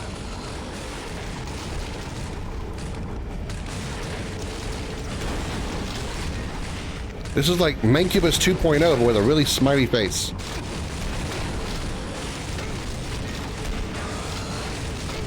Jesus Christ, okay, this guy's a little more accurate.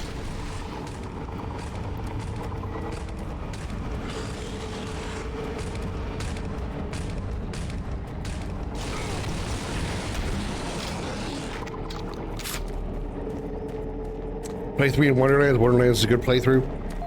Yeah, I need to, I have all of them, so, all of them except 4, obviously. What's the deal with the tight security over there in Exus? I asked one of the technicians what's going on, and he wouldn't say. There's a number of people who speculated some kind of massive weapon or teleporter. I figured you would know something since you would see all the supplies in the sector. Maybe you could sneak me inside one of those shipping crates so I could get in and take a look. Thanks, Steve. Hey man, yeah, I'll be over in a minute to check it out. My boy will love one of those toys. Urgent. Yeah, because whenever you have something urgent you need to tell somebody, sending it by email is a great way to keep it urgent. I just found out the procurement department misshipped my order of exclusive drag gun feats action figures to Exus Labs. Please, whatever you do, do not let anyone open the packaging on them. They're in mint condition and very expensive. I can't leave until my shift is over, but I'll be over there shortly to pick them up. I don't think George made it to his D&D toys.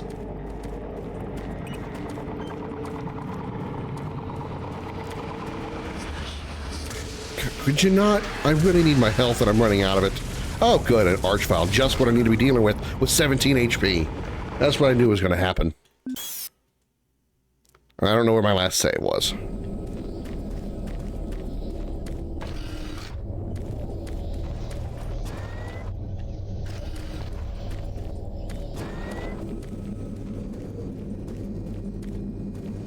After this, apparently, because this dude's not talking to me.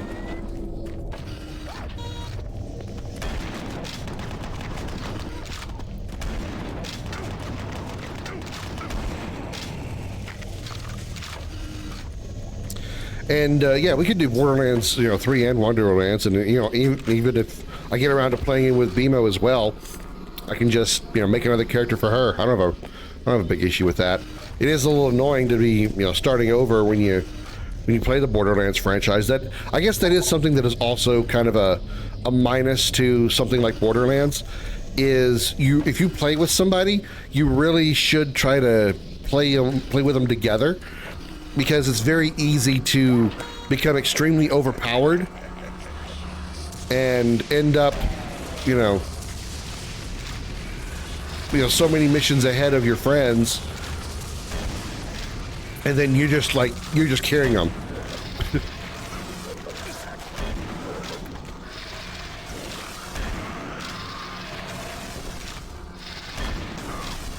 It's not like, say, Outriders or First Descendant, where you can play solo for a while and then join your friends, and if they're running their missions behind, not a big deal. You're not going to be that much more powerful than they are.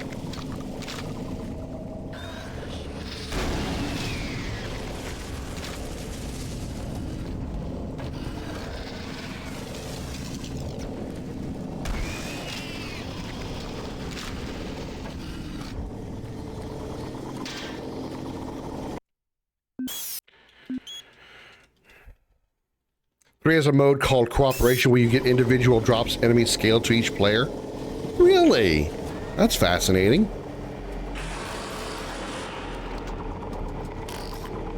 That certainly would solve that issue.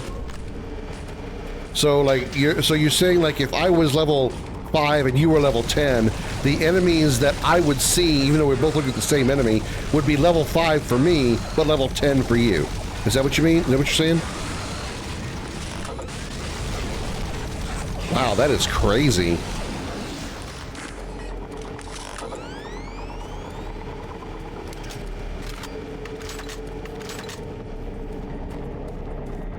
Feels a little, unfair at first thought, because it's like, well, you're dealing more damage at the higher levels, but I'm sure they probably have it set for, like, the damage that you deal at level 5 versus level 10 to the enemy would be the same as far as, like, ratio goes.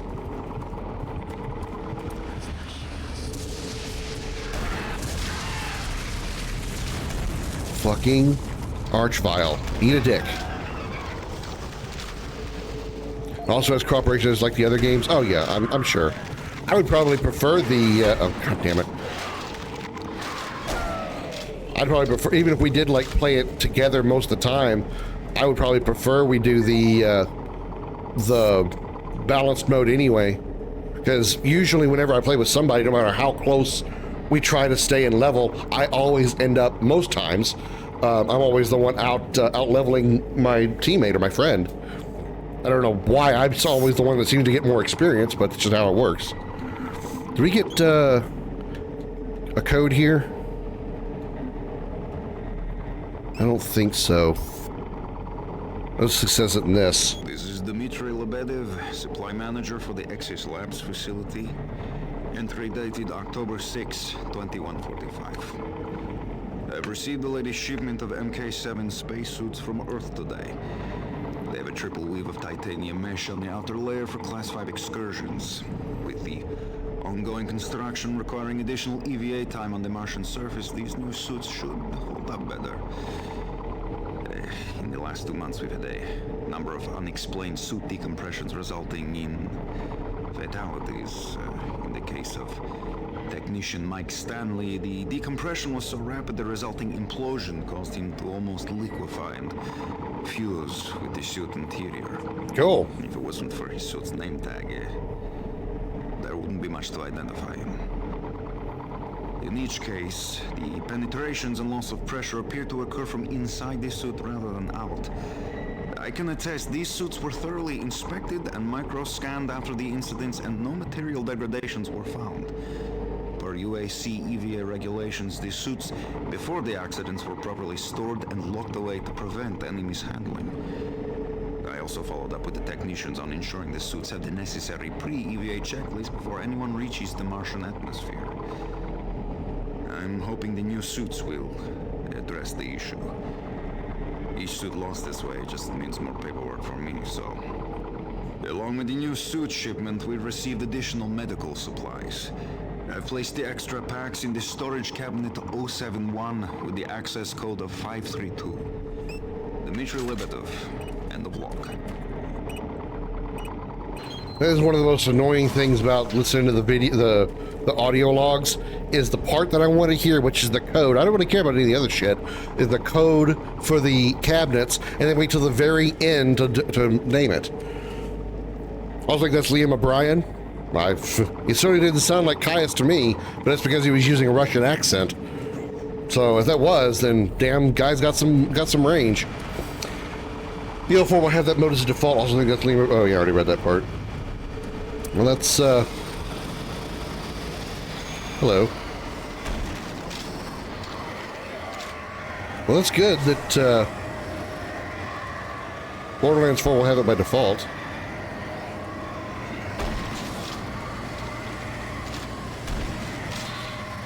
Oh, I remember this place. This is where I got yeeted into the elevator and killed by spiders. I was waiting for this elevator to come down. Spiders hit me in the back, which knocked me forward into the elevator and squished me. I was squished by the elevator as it was coming down. What a pile of poo, man. Poo, I say. Poo. I don't know if I saved. I'm going to save. I'm plasma inducer in molecular engineering.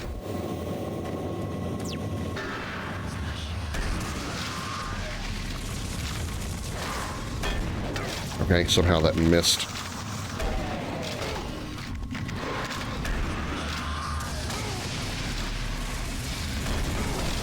Damn it, damn it, damn it, damn it, damn it, damn it, damn it, damn it, damn it, damn it, damn it.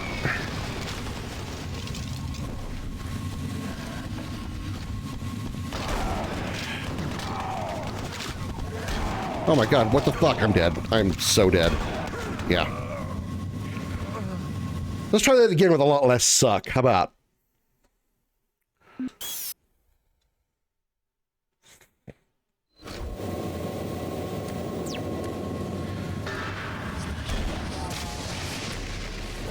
What the fuck?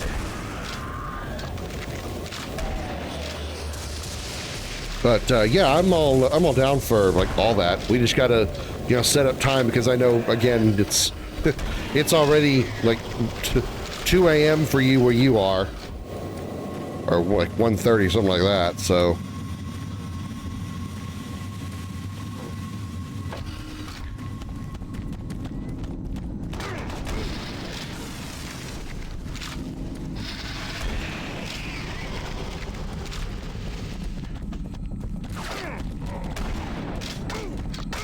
Could you just like not like stomp, curb stomp my face?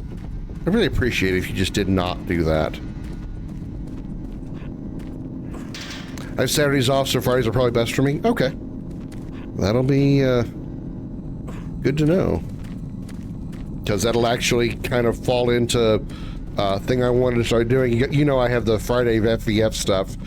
I've been like contemplating how to do it, but I want to change like the content. Like the idea behind FVF was supposed to be like friend versus friend competitive stuff.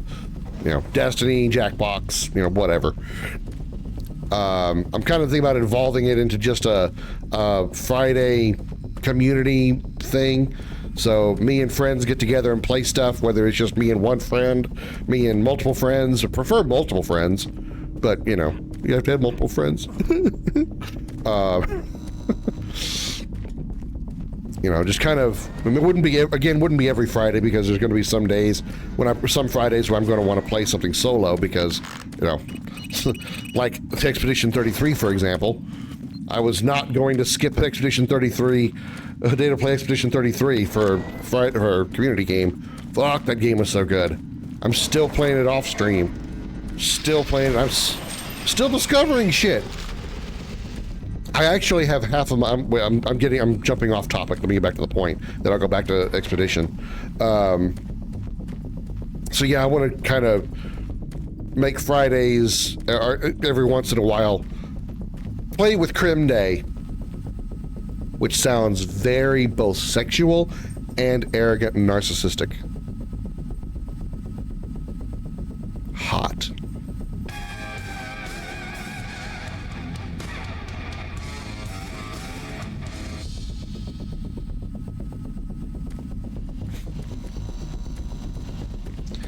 But getting back to Expedition 33, I actually have half a mind. I'm not going to be doing it soon, but I have half a mind to actually purchase Expedition 33 on PlayStation, even though I have it for free on Xbox, because I actually think I might want to platinum the game. I think I might actually want to make Expedition 33 my first platinum. I haven't really checked the trophies that much detail. I haven't, so I need to check to see if there's like anything that's just going to be ridiculously difficult and frustrating for me to do. That may, oh, I just needed that right there. Okay.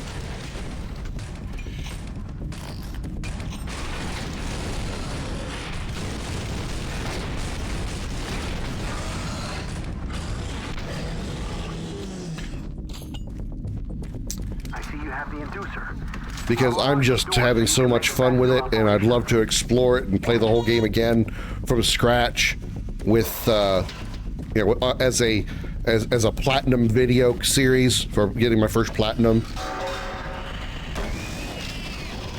I know I said I should make Final Fantasy VII my first platinum.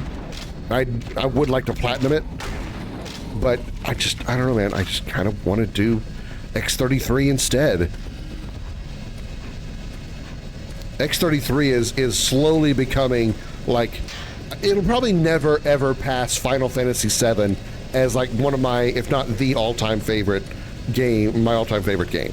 I highly doubt it won't get that far, but it is damn fucking close.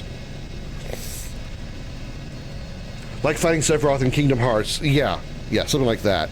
I haven't really experienced anything that is like potentially just, you know, out of my skill level, because for the most part, even very difficult fights, while extremely long, can be won even if you are extremely underleveled, because you have the parry system and the dodge system.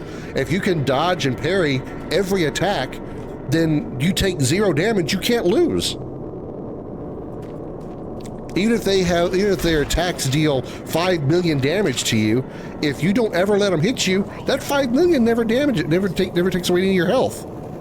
So, you know, it's a great thing.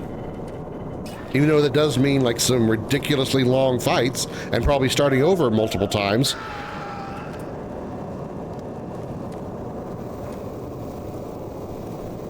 Gravity's a bitch, ain't it, man?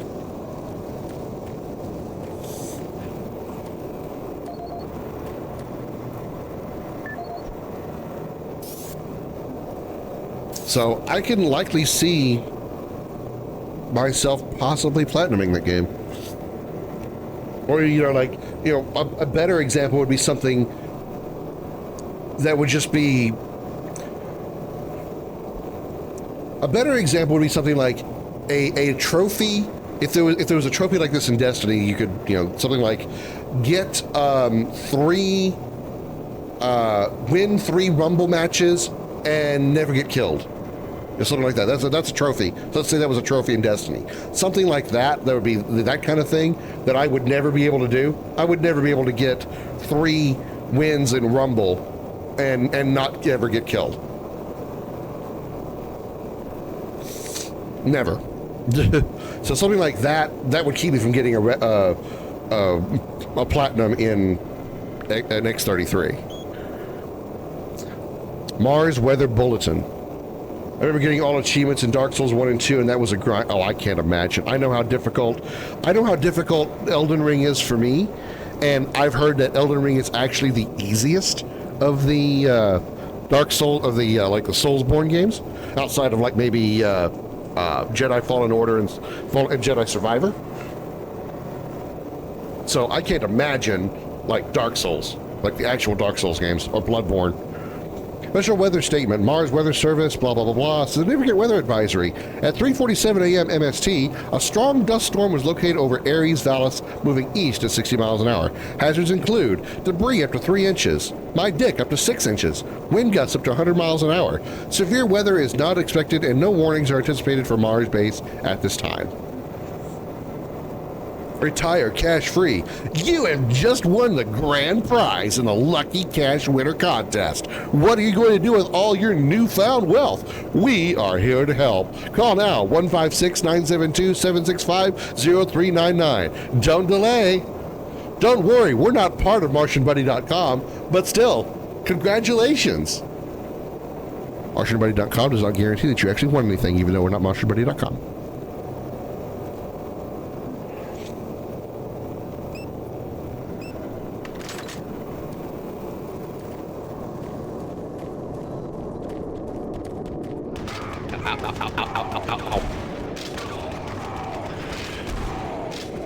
Can I please have some health? Can I please get some health? Thank you.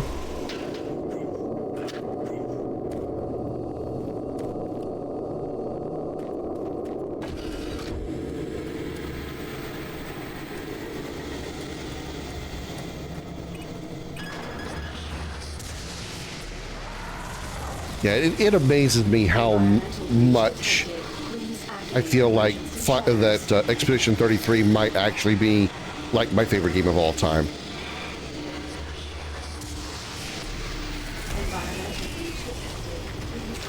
I just realized I have no oxygen. Shit.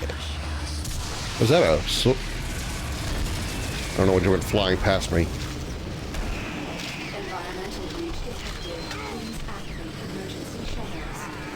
Losing health. Environmental breach contained.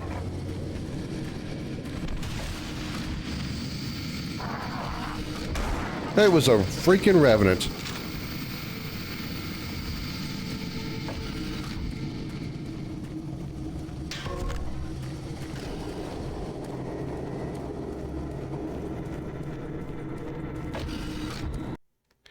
Oh, good, a save point. Yes, it is incredibly good. It's a turn-based Dark Souls. It's a turn-based Dark Souls. You've got the, you know, and I mean that in like every way possible. It not only has it got like the, you know, the eldritch horror type environments with the creatures, with like the, you know, no faces and like multiple hands, and you know, if you were to look at these at the enemies of Expedition 33, you would not be surprised if you saw something like that in Elden Ring, or vice versa. They look so much like that. And then you have the dodge and block and parry mechanics similar to Dark Souls. You got to wait for the enemy to attack you, and they'll do some kind of specific motion that's a tell of, okay, I'm going to attack, and you press the dodge button or the parry button, and bing, you parry or dodge it. The story is incredible. The characters are fantastic. It is nuts how good it is. I was expecting to enjoy it because it's, you don't really see turn-based JRPGs much anymore, but then Expedition 33 comes along, and it's like, what? I was expecting it to be good, but not like this. It is extremely dark, though. Like the beginning of the game, I was not expecting the first twist that comes like within the first 30 minutes. I was not expecting it, and it really just like sets up just how dark and gloomy and despairing the universe is, the world is.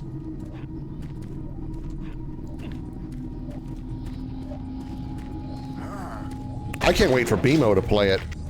You know, you may have known about this, but when I first met BMO, she was like dying to watch me play Legend of Dragoon because it was, you know, one of her favorites. And it took me 3 years before I was finally able to be like free on PlayStation Store or whatnot so I could play it. And now it's kind of the other way around. Like, I want her to play Expedition 33 because I want to know her reaction to it. I see people say it's not good because it's turn-based, which is dumb. Some of my favorite games are turn-based. Lost Collector, collect every PD in the Lost Mission campaign. Nice. Schedule. Nothing here that I care about. Turn-based games aren't games. Oh, okay. Well, then I guess you never played a turn-based strategy then either. So XCOM isn't a game. Final Fantasy Tactics, not a game.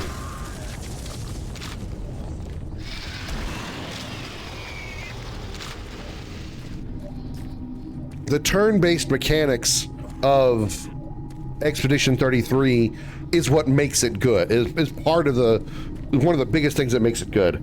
Some people are so dumb it hurts. Preach it, brother. Preach it, brother Aaron. Preach it. Preach it. My God. It also annoys me when people like believe their opinions are God-given. Like, okay, this game sucks, and anybody that plays it is stupid. Why? Guess what? You're not God. Just because I like the game and you don't doesn't mean that I'm stupid. Now, on the other hand of that, if you think it's stupid that I like this game, you're an idiot. You're the stupid one. Opinions are just that, opinions, and that guy's fucking dead. That's a fact. That's the difference. See, opinion is, this game sucks. That's an opinion. That guy's dead. That's a fact. That's the difference. No matter what kind of opinion I have of this guy, he is dead. That is a fact. Another fucking archvile. Get off my ass, said no man ever.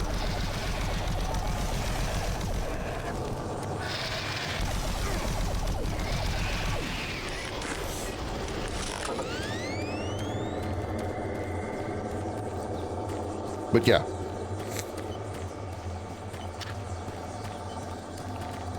The story is fantastic. So many twists and things. You know, I spent so much time like talking to Chad about like my theories on this or on that or this character and that character. And the story is just so captivating and so like, you know, draws you in.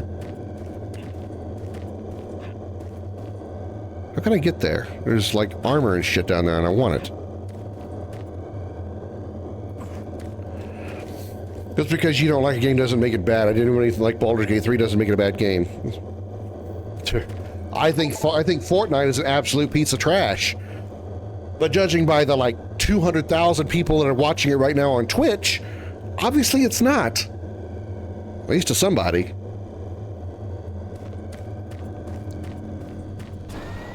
And the same is true for anything. Not necessarily video games, but just in general. people have like an incredibly large ego when it comes to opinions. Like for some reason they think their opinion is the be-all end-all of the conversation. And if you disagree with them, then you're the moron. It's like, why? Why is your opinion so godly? Annual sports games is a different matter. I can only partially disagree because I would be hypocritical if I had completely disagreed or completely agreed, because when I was younger, I would get every new NHL game after NHL 98. The first NHL game that I played, NHL video game, was NHL 98, and then every year after that up until like 2005, I think, I bought I bought the next game. The next year's game. And, that's just, So, I see how that can be a thing. It'd be hypocritical of me to say, well, yeah, that's stupid to do that, but I did it, so be kind of, hypocritical to say it. Now, in kind of self-argument of my own argument, the sports games that come out every year nowadays are very, very similar to the previous year from what I've seen. The difference between like NHL 98 and NHL 99, very different. I mean, again, still a hockey game, but there are like mechanics that are different. The visuals are different. Same thing for NHL 2000. It's very different from NHL 99. So, yeah. Excellent. I think a bigger example of like, the teleporter is ready for transport. Taking the same stuff and rehashing it every X number of years is Modern Warfare for a while. It's very powerful. The Modern Warfare games were coming out like every couple of years, and there was a different campaign, sure, but pretty much the multiplayer was exactly the same, save for maybe some different maps. The teleporter and another person here to transmit a power surge to destroy it. I know it's a lot to ask, but you'll need to go to the other dimension, find the remote outpost, and initiate the startup sequence. You're our only hope of defeating this evil. I've got the teleporter ready to go. All you need to do is go into the chamber and initiate the sequence. I'll handle the rest from here. But before you go, I want to give you my personal account of what happened here. It explains everything. The advanced teleporter, how the madness started, everything. It's over there on the console.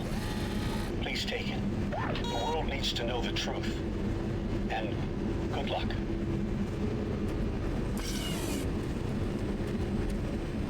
A FIFA game had the previous year's number on a banner. It was literally the same game. Yeah, I remember there was one year that I think I got like NHL 2020 or something like that. And then I got the next year's game as well. And save for some like quality of life fixes and slightly more realistic systems that made the game a little more simulator-like, less arcade-like, it was the same game visually in almost every way. The animations of the shot of the character of the players shooting, the goaltenders' movements, the quote-unquote cut scenes, if you will, the break in the gameplay moments, those kind of things. All those animations were exactly the same. The gameplay was very similar, minus a few adjustments because of the new systems they added in for like quote-unquote realism or simulation. So yeah. And part of that is because it's EA. It's Electronic Arts. If there's one thing they're known for, it's being lazy. Being lazy and making a shit ton of money off of being lazy. I'm detecting a faint signal from your location. I can track you from here. Hurry. Find the outpost. That a BFG? Wow, they're giving me the BFG already. That's definitely a short, this is definitely a short expansion if they're already giving me the BFG. Oh, hello. Oh, fucking duck. Hate these little guys. Such a pain in the dick. Problem I have with them is the same game as the previous year. It's full price, it's way too many microtransactions. Yeah.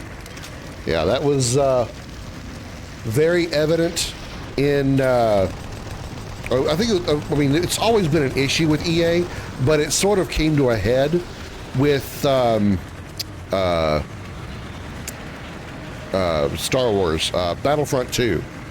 Not the old one, the new Battlefront 2.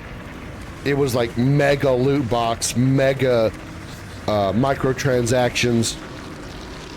It was mega that. And that's what really, like, if you were already sort of, pardon me for using this phrase, they were already sort of woke to EA's greed, but the stuff in Battlefront 2 was like a huge wake-up call. They were really like, okay, this shit has got to change. That is a pinky.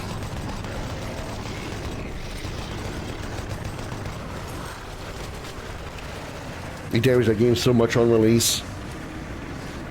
I haven't played either of the new Battlefront games. I do know there's like a campaign story mode to Battlefront 2. I have it for free on PlayStation, I think, or maybe it's Xbox. I have it for free on one of the two platforms, so I would like to play the campaign just so I can, just so I can experience it, because I did enjoy the classic Battlefront games. But I'm not looking forward to being a mind-blowing experience or anything. I know it's not going to be anywhere. I know I'm not going to enjoy it anywhere near as much as I did. Am I standing on fire? Okay, I thought I was standing on lava. I know I'm not going to enjoy it anywhere near as much as I did the classic Battlefront 2, especially since there's no Galactic Conquest mode. That is, I will play the shit out of Battlefront 2, Classics Battlefront 2, Galactic Conquest mode. I will play the shit out of that mode. I love it so much. I'll go through all four of the factions and then go do it again, even if it's the same shit. I can't explain why I love it so much. I just do. If they ever do a Battlefront game again, a new one that has the same kind of Galactic Conquest mode, then I will be happy with that game. It's surprisingly good playthrough. You talk about the campaign mode. That's good. Gives me something to look forward to.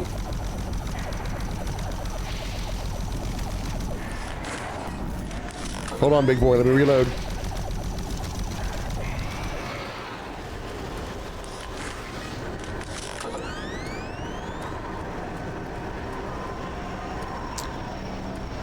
Into the green goo.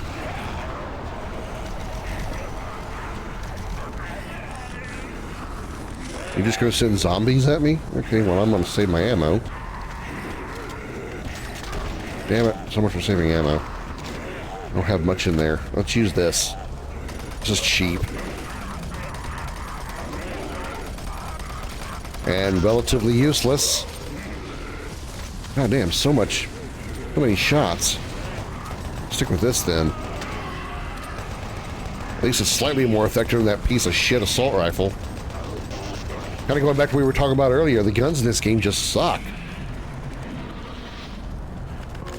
A sniper would be more, yeah, it really would. Give me a nail gun.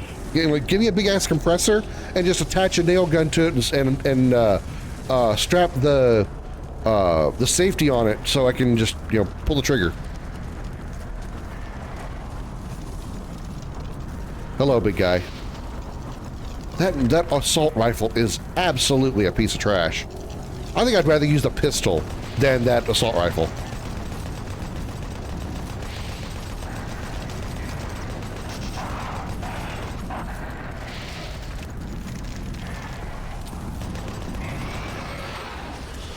I'd probably be better off using a Scotch tape. As stupid as that sounds, did he just... Wow. That was a hell of a loop you tried there. Good thing I moved, but that was a hell of a loop. A hell of an arc you put on it, I mean. He went straight up.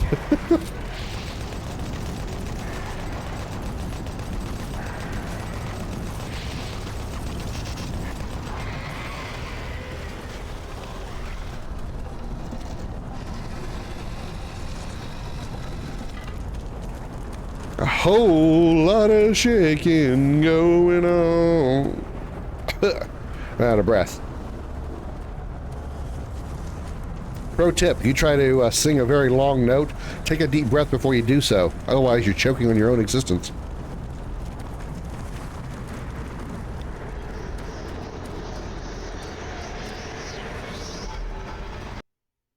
Save point. It's weird the conventional ammo guns aren't hit scan.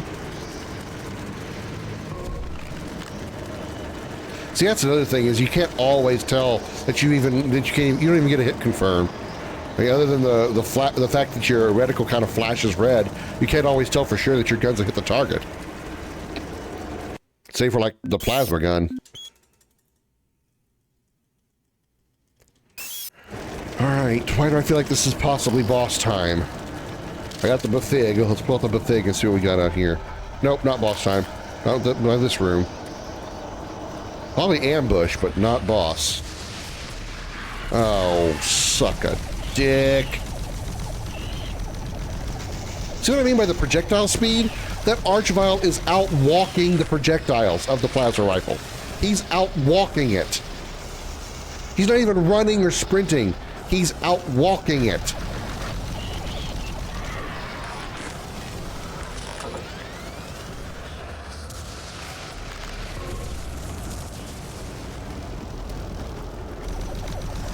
I don't know if this game ever had a competitive multiplayer mode, but I bet this gun had to suck horribly in competitive PvP. This would probably never hit a damn thing unless your opponent was standing perfectly still.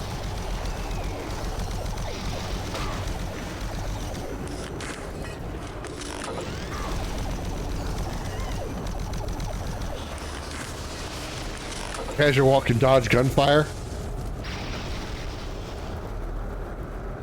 Apparently. Especially when it comes to plasma weapons.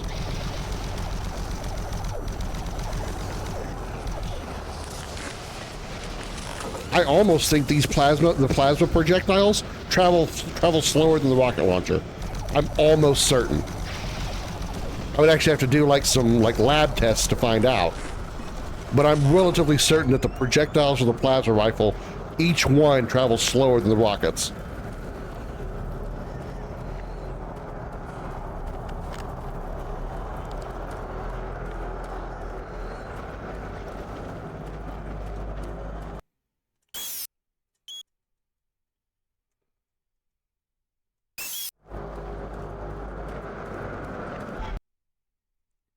I just saved, but okay. Thanks, game.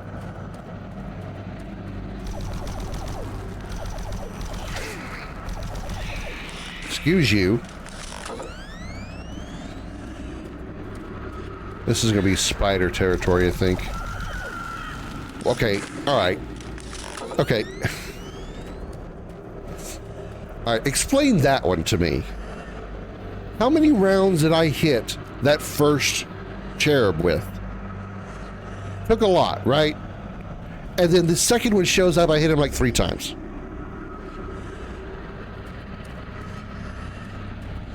Does that perplex anybody else? I hear you, little shit. Once again, 3 shots. Motherfucker.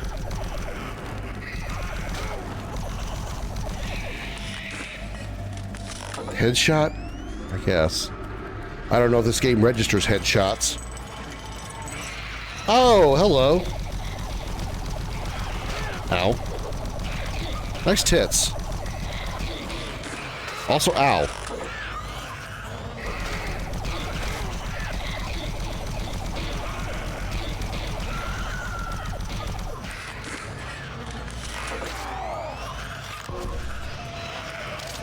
Also, fuck this.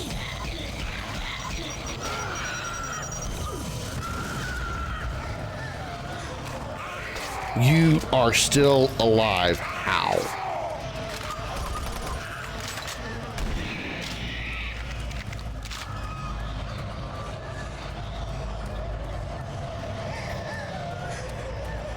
Thank you. I need this health pack. I appreciate it. Thank you, game.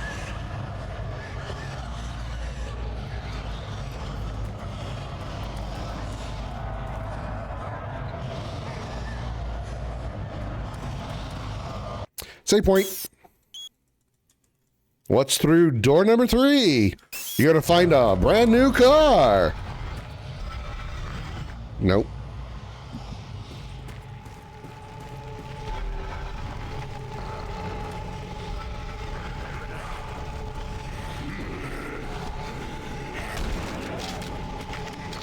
Definitely take the health packs, though.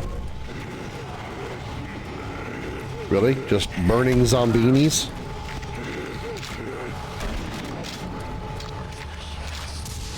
I should say, okay, Mancubus. Yeah, that's one thing we haven't seen yet.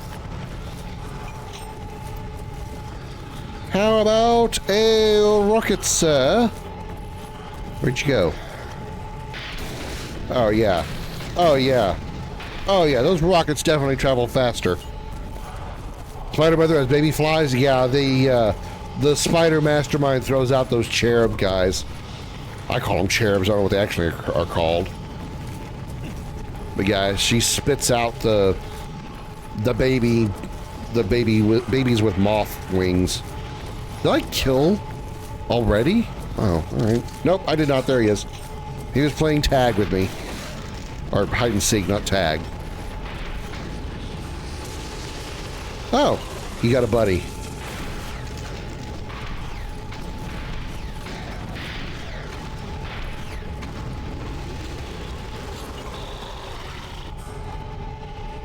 Should I be worried about that? Heck, there's now flames in the middle of the floor. That wasn't there before.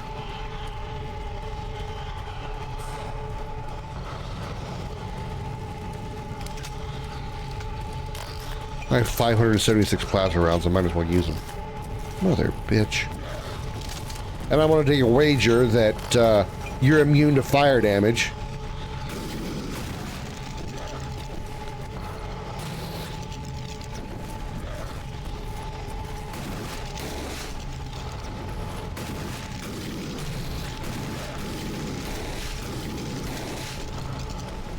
Yeah.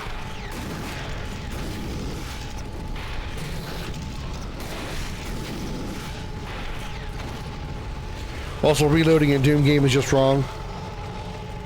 Yeah, I can. Yeah, because again, that's kind of the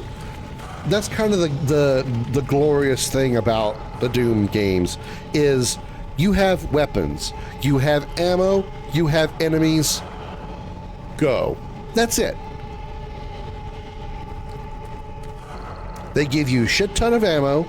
They give you a shit ton of guns. They give you a shit ton of enemies and say kill them. Don't stop to reload. Don't go hiding to recharge your HP. Don't get sucked into a butthole.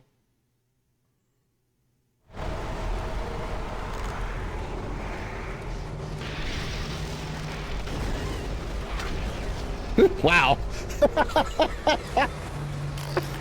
Okay, that was amusing. I don't know if anybody else found it as funny as I did. Hit that Hecadim with a rocket launcher. He went flying like I just golfed him into the into the 18th hole.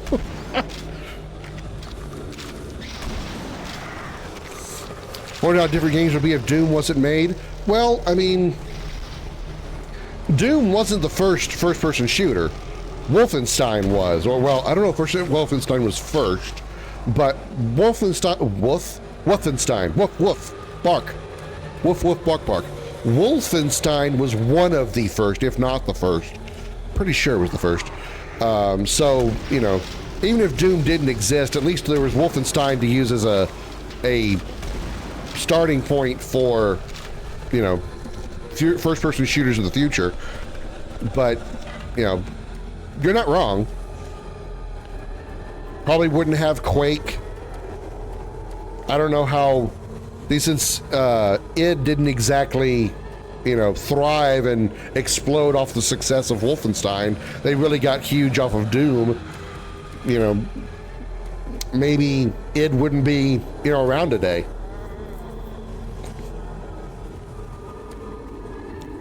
So we probably wouldn't have, some of the great things that id did, like Quake. And I mean, Commander Keen probably came after Wolfenstein.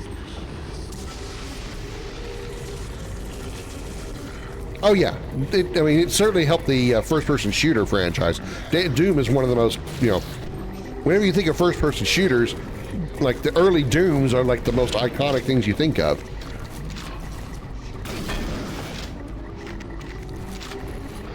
Even if somebody who may have never played the Doom games, if they played video games at all, they'll probably, you ask them what's one of the best first-person shooters ever, they'll probably say Doom just because it's so iconic.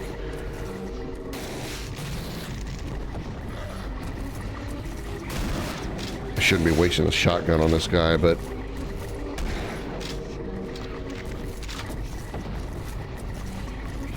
Doom definitely put id on the map as well as first-person shooters, like to, an obvious extent. I still think first-person shooters would have been a thing even if Doom hadn't been as successful or didn't exist. I still think it would have been a thing because there were FPS games prior to Doom, but it's certainly, it's sort of like how Mortal Kombat and Street Fighter helped the fighting game genre like really take off. There were other fighting games besides Street Fighter and Mortal Kombat, but they were the ones to really put fighting games on the proverbial map, so to speak. Maze War was the first documented FPS. Never even heard of it. That's why I said Wolfenstein may not be like the actual first, but it's probably like the first, like, popular one, maybe? Because those who know a lot about video game history would probably see Wolfenstein as one of the first, like one of the biggest, obvious first ones. Like, what was one of the first big, obvious fighting games? Well, Street Fighter and or Mortal Kombat. Particularly Street Fighter 2, because Street Fighter 1 was not a thing. It was not a thing. It was a thing, but it was also not a thing. Oh, I'm out of ammo on that.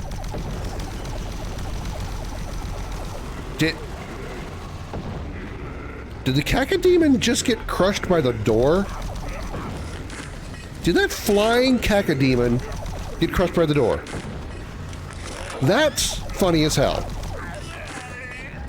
Borderlands being the grandfather of looter shooters. Yeah, absolutely. Yeah, 100%. Borderlands is the Doom, is the Wolfenstein of looter shooters. Absolutely. I don't think, I'm pretty sure they actually were the first. I don't think there was a looter shooter before Borderlands. Because usually first-person shooters were all like, you had 6 to 8 guns. You had your pistol, you had your shotgun, you had your rocket launcher, you had your minigun or assault rifle, whatever, and then you just went around through hallways and killed things. You didn't have RPG leveling or anything like that. Then you put that in there with the put the first-person shooter aspect with RPG elements like leveling up, gaining experience, getting increased stats, having enemies that, while the enemies could be, weak little pieces of shit, like I was going to say a Cacodemon, but like an imp or something like that. But if it was 5 levels above you, it would stomp your ass like it was a Hell Knight. You didn't see that in first-person shooters. So I'm pretty sure Borderlands was the first to do it. So if not for Borderlands, we wouldn't have Destiny. We wouldn't have, pick a looter shooter, even unpopular ones like Anthem. We wouldn't have Anthem, not that anybody cared. We wouldn't have Anthem or First Ascendant or Outriders. Don't want to be trapped in a corner. Because usually most people think of when the RPG mechanics, they think of like, you know, even Mass Effect would be considered more RPG and certainly not looter shooter by any stretch of the imagination. Because Mass Effect was just an RPG that instead of using swords and magic, like in Dragon Age or Skyrim, you used, you know, guns and blue space magic. So even Mass Effect wouldn't have counted for that. It was an RPG shooter, but it was really not RPG-ish. It really wasn't shooter-ish. You could be bad at first-person or third-person shooters and still be extremely good at Mass Effect. At least the first game. Maybe not quite so with 2 and 3, because 2 and 3 required a little more gunplay skill than Mass Effect 1, at least the original version. Oh my god, the projectiles of this fucking gun. It says a game called Hellgate in London, released in 2007, was an early example, but Borderlands popularized it. Okay, that's fair. That's fair. So it's kind of the same thing with Wolfenstein and Doom. Wolfenstein and Doom were not the first-person shooters, but they were the ones to popularize it. That makes sense. Not the literal first, but the ones that are notable, are iconic.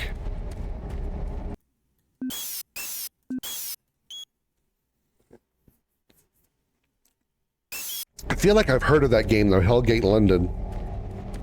What year did Borderlands 1 come out? Because I feel like that was relatively close proximity. Borderlands 1 was like 2007 or 2008? I think Borderlands 2 was 2009. Oh, Borderlands 1 was 2009? Okay. I thought BL1 was a little bit older than that.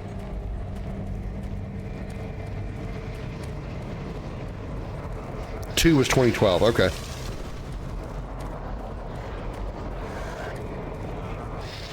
Oh, hello. The fuck? You're dead. You get dead. You get dead. You get dead. Oh my god, this gun. It's not the assault rifle, but God. When I was 13? Yeah, shut up.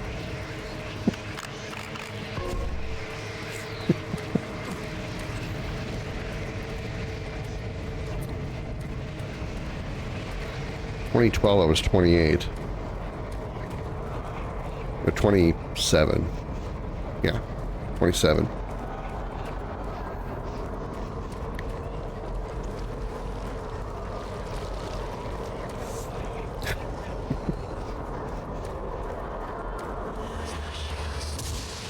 I was already 5 years into an 11-year relationship that was doomed to fail. I said Doom. And I'm playing Doom. Because that's funny. Use no more revenants. I remember leaving school early to play Borderlands 2. My mom said I had a dentist appointment. I remember the day that Borderlands 2 came out. Where I worked, there was like a window in front of me, and I could see the road and like cars and stuff go by, and it was also a bus route, so I could see a bus traveling by the window, and it was really like annoying because I had already pre-ordered Borderlands 2, and I was just waiting to get off so I could play the game. And every time that one fucking bus came by, slapped on the side of the bus was a big ass picture of a Borderlands 2 Psycho and the big words Borderlands 2 on the side of the bus. I'm like, stop teasing me, you motherfucker! It's almost like the bus driver knew I was there, knew the ad was on the side of it, and was like, guess what, you can't play for another 6 hours. You used to go to work.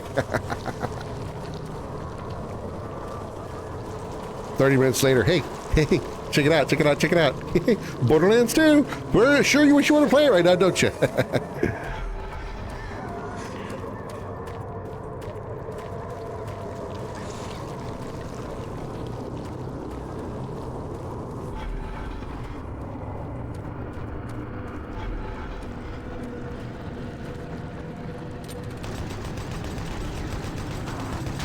Ow. Fucking lock-on rockets, I swear to jeez. Oh my god, there's a second one. I'm gonna fucking die. Those lock-on rockets are unbelievable. Oh my god, where's my last save?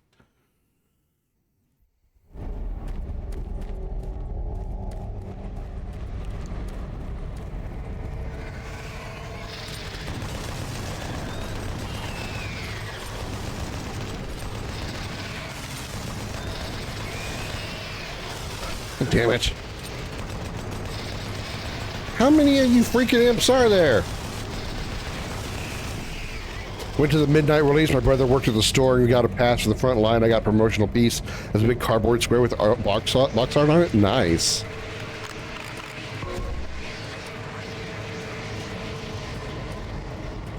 Yeah, I didn't go to the midnight release because I had to work the next day. So when I got off work, picked up my girlfriend. We went to GameStop to pick up our copies that we had pre-ordered. That was back when I still got physical copies of games. Now most of my library is digital. Probably also because most of it's free now.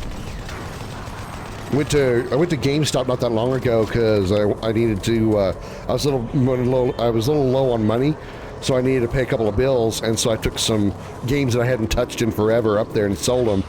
And I had asked the guy, I said, "You guys still do like the? I know you guys still do trade-ins. Do you guys like straight up sell games? Can I actually just like sell a game straight to you for cash?" He's like, "Yeah, we still do that." I said, "Okay, thanks." It's been a long time since I've been in a GameStop store, so I didn't know if you guys had changed or anything on that or anything. He's like, "What's kept you from stopping in? You haven't been gaming for a while?" I said, "No, I game all the time, but I have a really huge digital library now." He's like, "Ooh, oh no, that's not good. You really should have physical copies." And I get why he said that, but I know he's the store guy. I get it.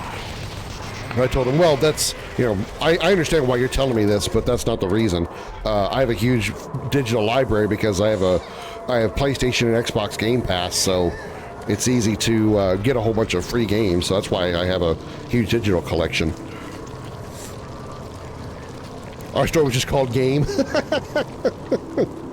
Took a paper out to buy Borderlands 2.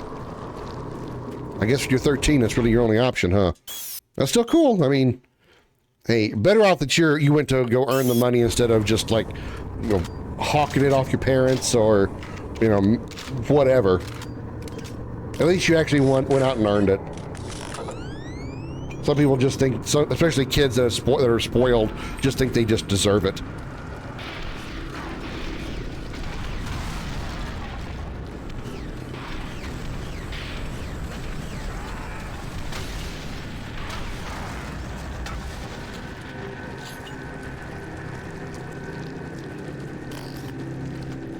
Or the ones whose parents just buy them whatever game they want, and then they're shocked whenever their kid goes out and does something that imitates the game because they never taught them to not do that thing in real life. It's amazing how I jump from topic to topic, huh? I swear I should probably get myself checked for ADD. I probably have it, the way I keep hopping through subjects. It was 20 pounds for the week, or 20 euro, whatever, for an extra 10 for Sunday, so 30 in total. Well, that's not bad. It's not bad.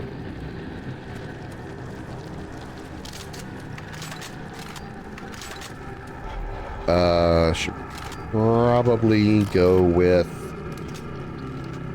Should go with rapid fire right now, I think. Until I get some shotgun ammo built up. Let's do a quick save here.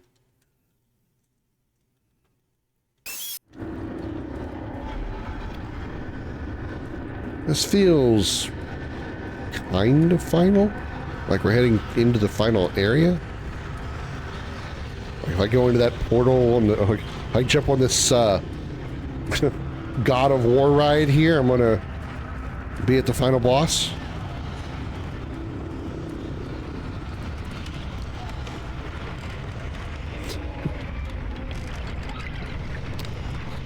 This literally looks like the boat that Hades uses in Hercules.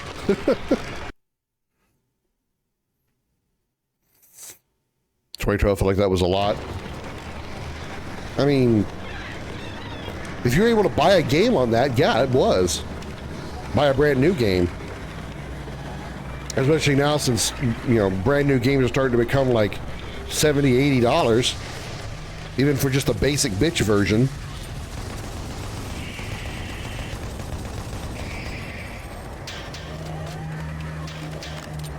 Set aside the, you know, the deluxe, the super, the pre-ordered version, the champion version, the whatever extra stuff they're, you know, they're incentivizing to get you to pay more for the game.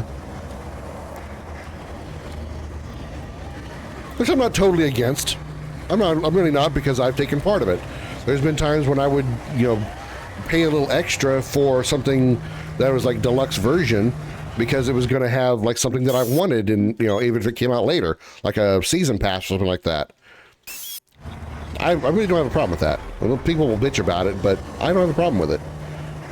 So here's my thing about those kind of things, is people bitch about them having those types of things where you can pay 60 for the regular game, but then you pay 80 for extra stuff. It's like they bitch about like the extra cost. I'm like, well, if you don't want to pay the extra cost, don't get it.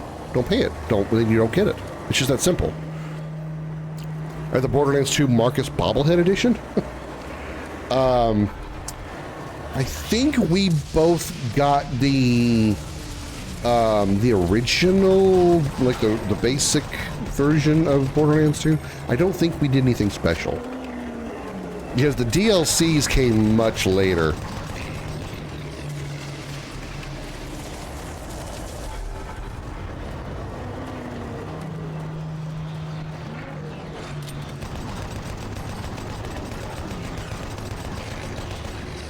Come on, come and lay down. Hurry up. Lay down. I'm in the middle of hell, Comet. I can't have you being annoying.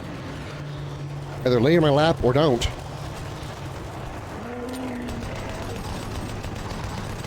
I gotta deal with giant dog things that have, like, mechanical legs. Come on. Come lay down.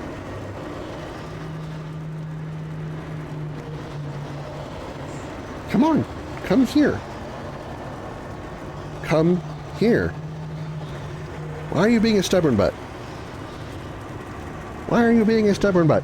Why are you being a stubborn butt? Well, more than usual, why are you being a stubborn butt? Stubborn butt? Comet, the flame-furred stubborn butt. That's right. You just got to change an official name change. Your rank is no longer flame-furred ball of fury. Flame-bird stubborn butt. Flame-burned? You're a flame-bird stubborn butt. If you can spell that, then good job, because I don't even know what I said. Flame bird stubborn butt. That's what I was trying to say.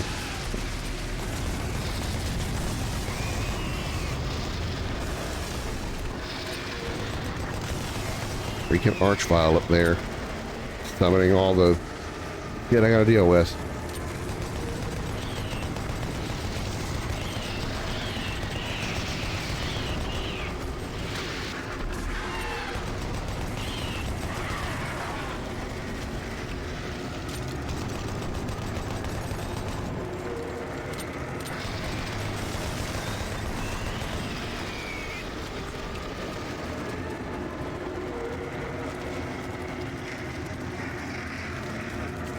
Working my way up top.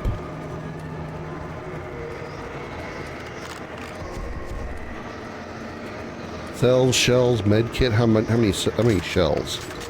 119. Oh baby. Oh baby. Oh baby. Super Shotgun is back in business.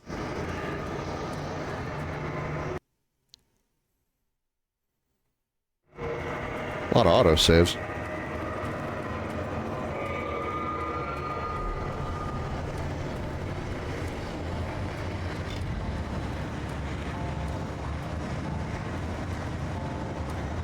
Weird feeling about this place. No, no sneezes, no sneezes, no sneezes, no sneezes, no sneezes, no sneezes.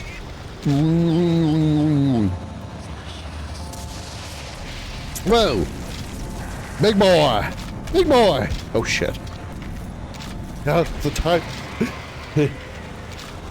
Oh my god. What horrible time to have to sneeze. Right in the middle of a fight with a freaking Hell Knight. Oh my god.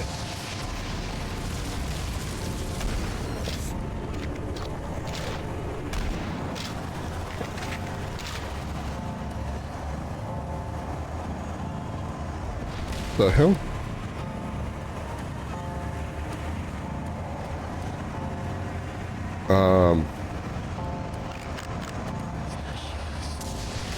I think it's supposed to hurt me. I think you're hurting me. I just had an image of demons with a hammer doing construction because who built all this? That's a good point. Good point. Who built all this stuff? Who's the architect that drew this stuff up? And who's the, handful of, demons carrying, hammers and nail guns and welding tools and welding helmets and welding masks, putting all this stuff together.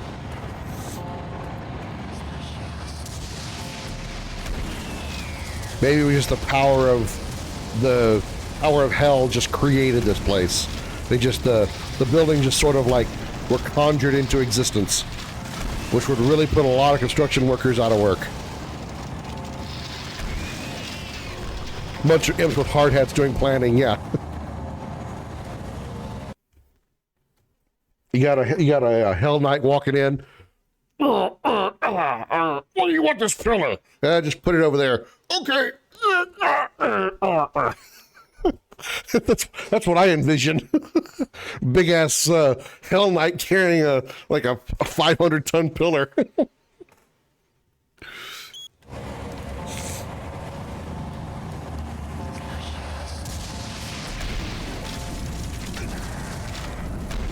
The cacodemons are like bringing in the tall beams that they go, the rafters that go on the top of the building. That there's no other way to get them to the top of the building, so they have to carry them in by in their mouths like a dog. A Mancubus complaining they're behind schedule. Yeah.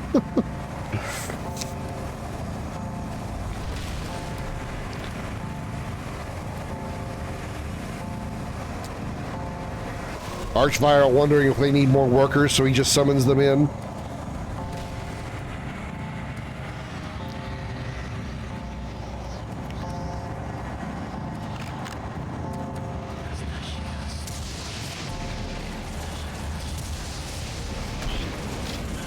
Bunch of lost souls flying around, and it's just they're just like relaying, issues to the foreman about what's not in place correctly. When I was a kid, I thought this game had a weird atmosphere. Well, I mean, it's a Doom. It's Doom. How did it not have a weird atmosphere? Also, hello, Moa. Welcome in. Thank you for being a first-time chatter. Sorry that I'm rubbing my eyes so much. It's very, very watery for some reason. Welcome to the stream. I appreciate it.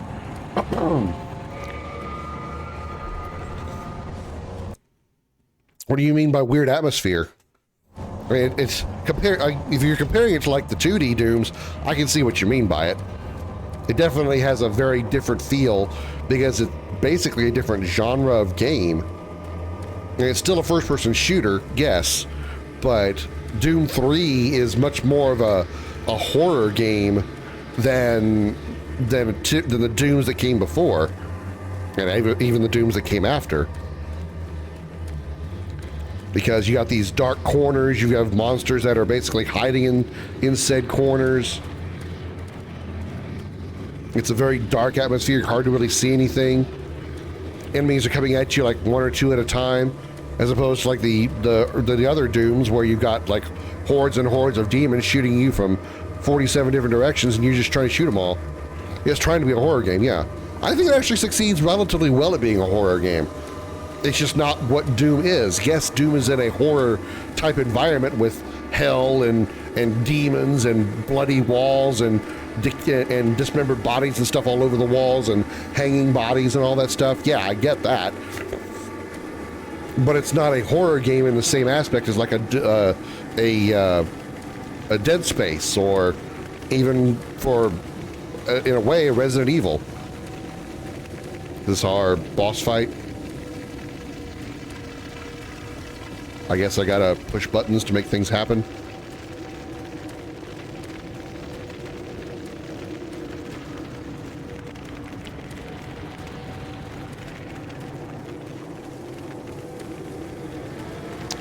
Activate teleporter sequence. Positron plane align EPR beams active. Boop. Okay, Marine. Save point. I'm receiving your signal from the communication relay. This is definitely a boss arena. The teleporter's warming up. It should only take a few minutes to get to full power, and then I'll be able to send the search to destroy. What are we gonna fight though? Cyber Demon? I'm seeing disruptions in the energy waves. Marine, there are things moving your way. Look out! Right, those are not what I was expecting. Those are a lot smaller than what I was expecting. Where would you draw the line on what's horror, just visuals, vibe, or gameplay? Well, my view on horror games is a little bit skewed because the first horror game that I played was the first Dead Space. Like the first real actual horror game, like by design and genre, like actually it's called a horror game by a genre, was the first Dead Space in 2008. I didn't play Resident Evil, I didn't play Silent Hill, so, you know, for me, Resident Evil and Silent Hill are bad horror games because Dead Space was my first one, and that's what I compare them all to.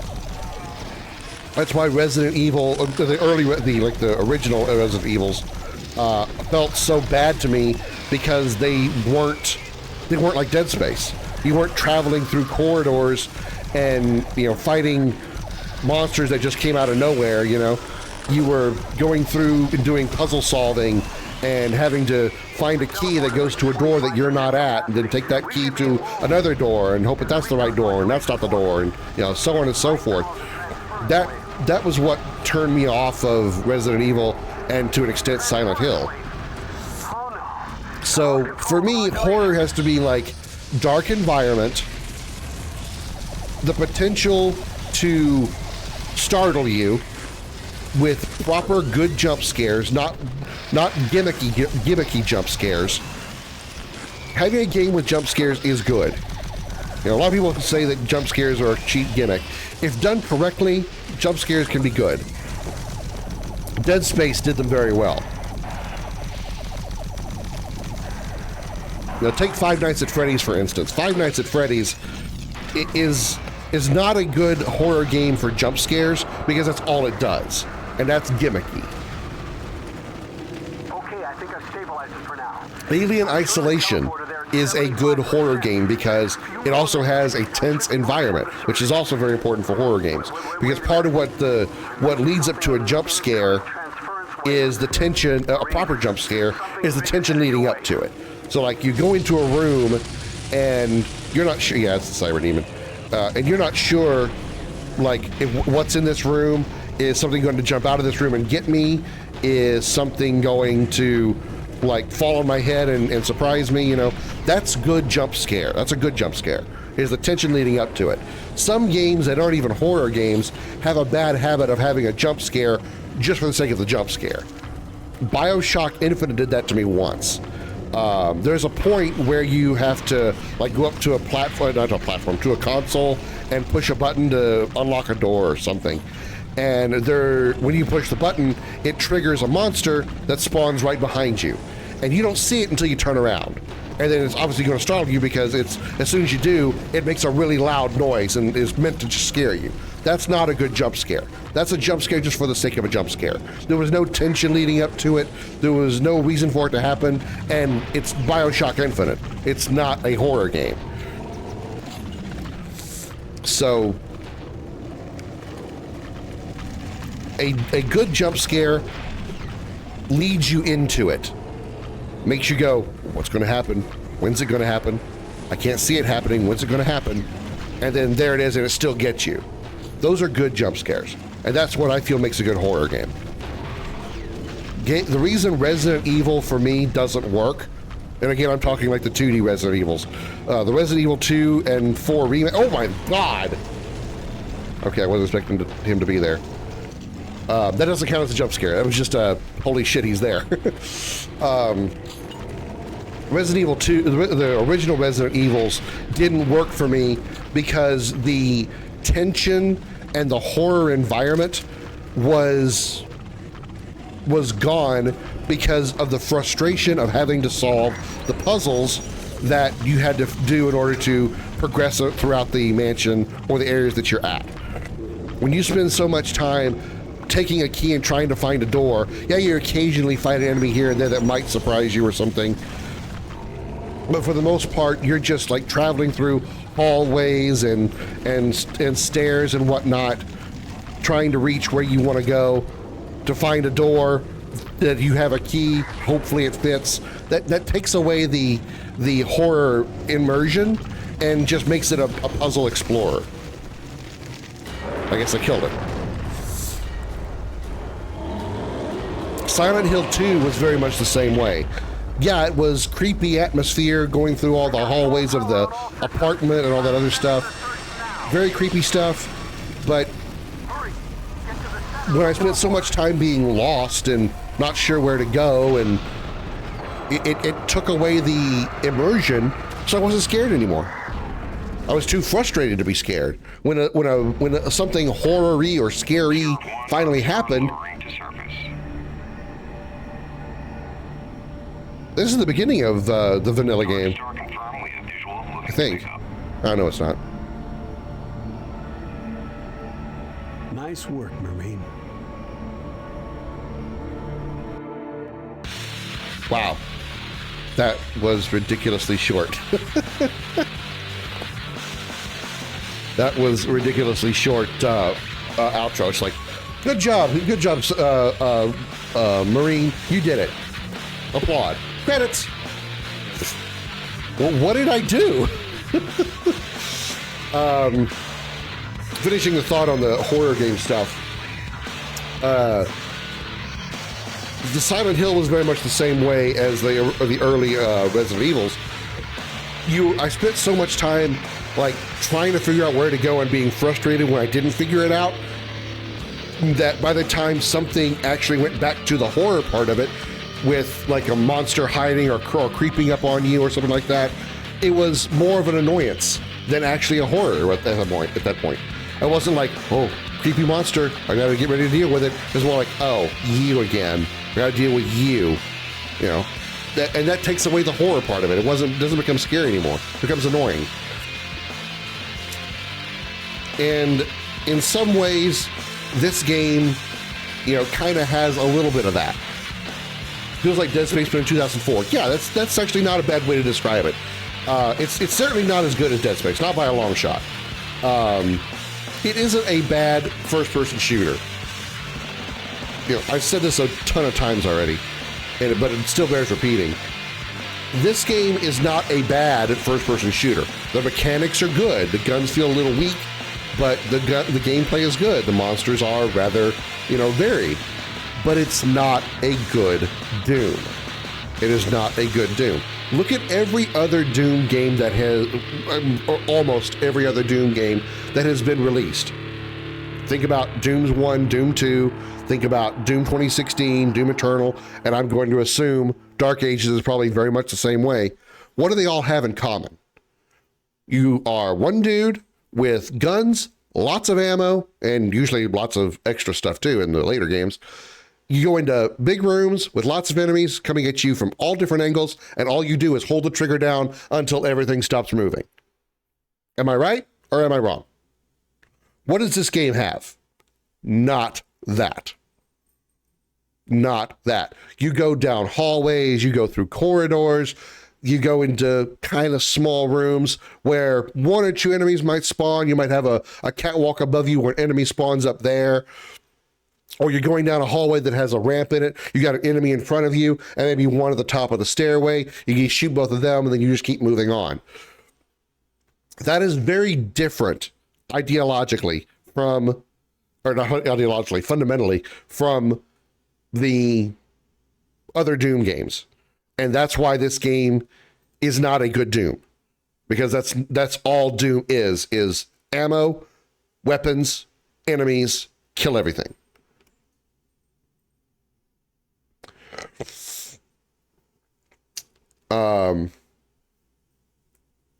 So, you know,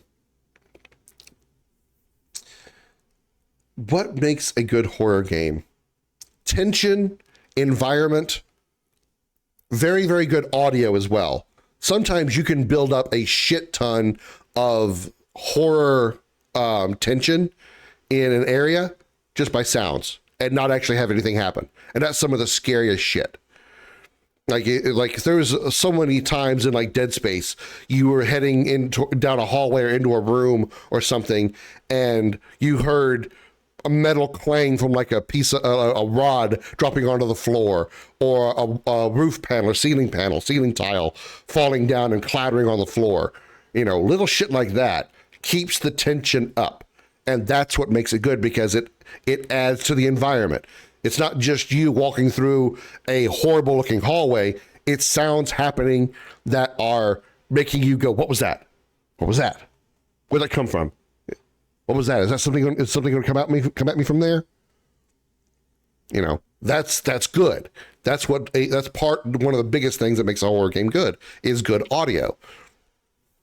Not necessarily the scary aspect of it. There are some horror games, most of them are indie horror games that I've seen. Some horror games have no monster in it whatsoever, but it's the experience that's scary. Dark hallways, good sound effects, or a weird roar, the sound of like maybe a rapid set of footsteps approaching your location that you think might be a monster, but there's nothing there. You know, you look in a dark corner and then you see like the outline of a face, you know, that causes tension. Like what? It's the unknown. What is this face looking thing that I think I see in the shadow? If I go toward it, is it going to jump out and get me or kill me? Is it actually even there? Or am I just imagining it, you know?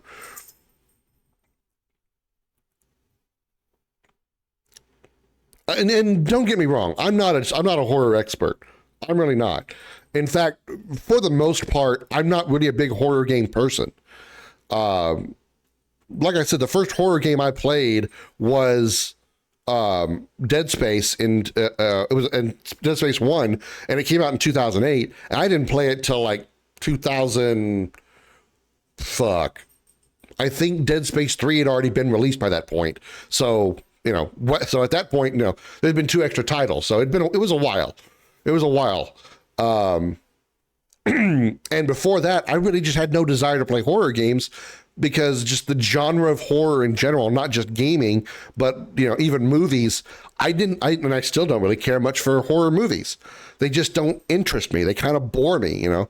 Oh, it's a big monster. He's going to try to kill everybody. Oh, run scared. Oh, what is that monster that you saw run past the screen? Oh no, there comes the monster. Oh, he grabbed the person. Oh, he's going to kill him. Oh no. Blah. You know, it bores me.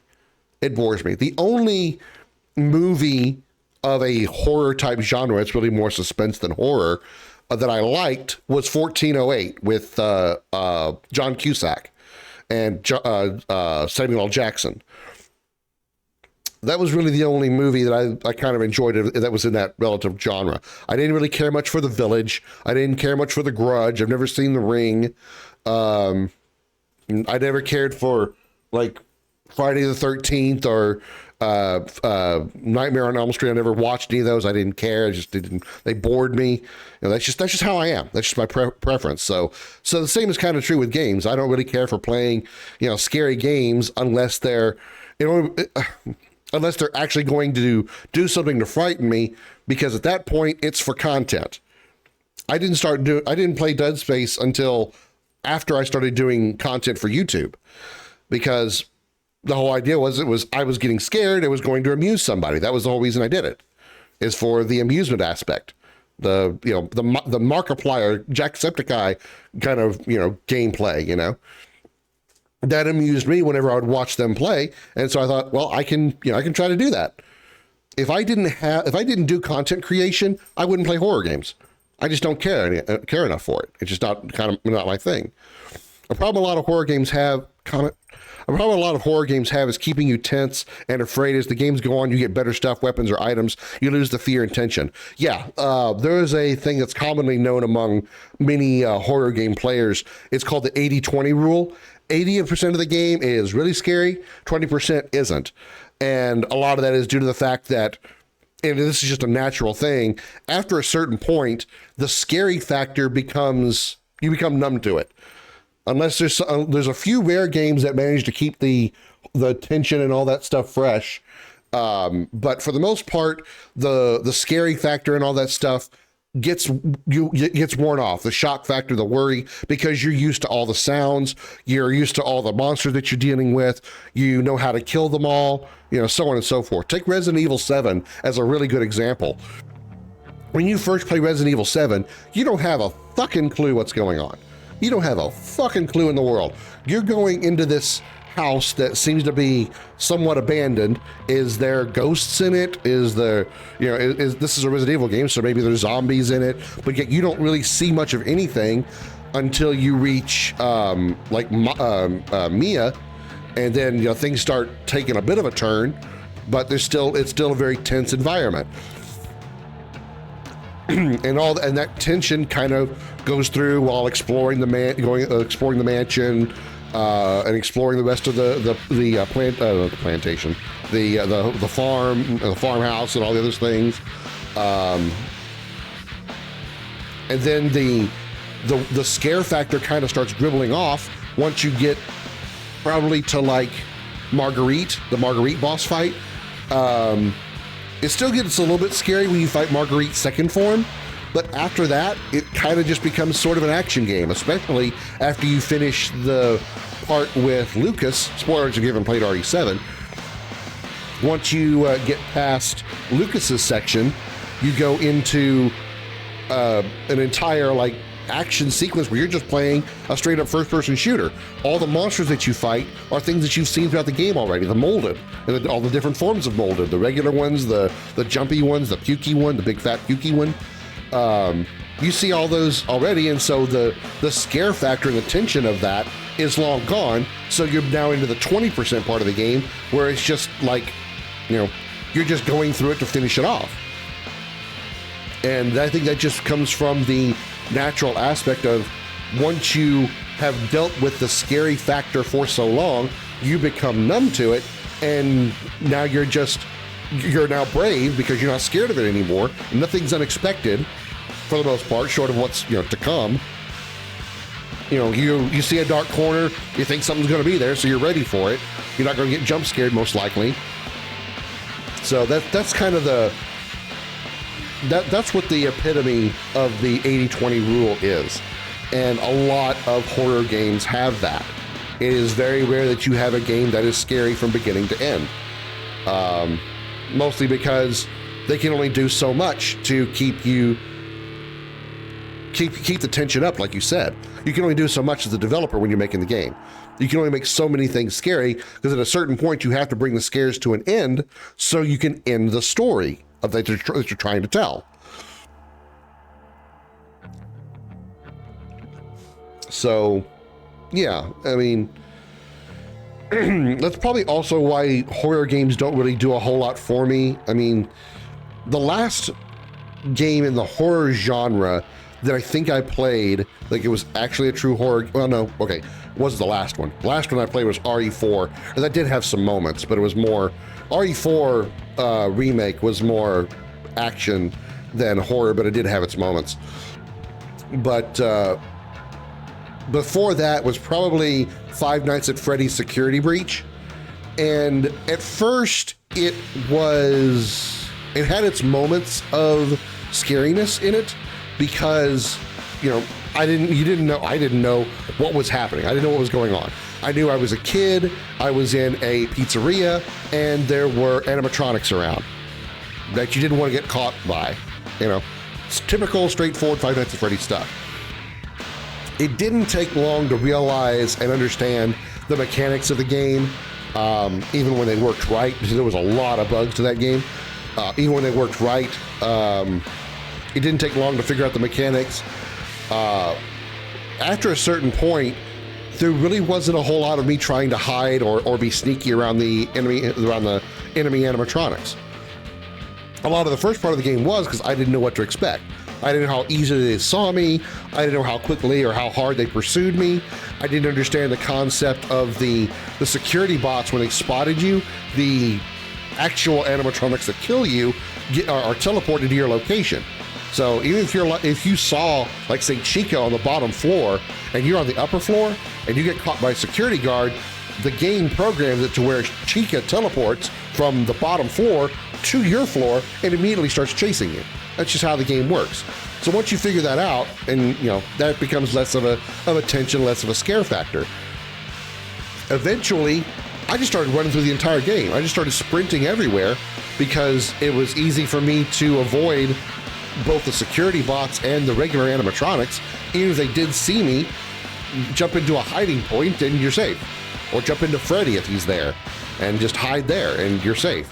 It was very easy to avoid the game overs. And then you tack onto that the environment of Five Nights at Freddy's. There were hardly any scary environments in Security Breach.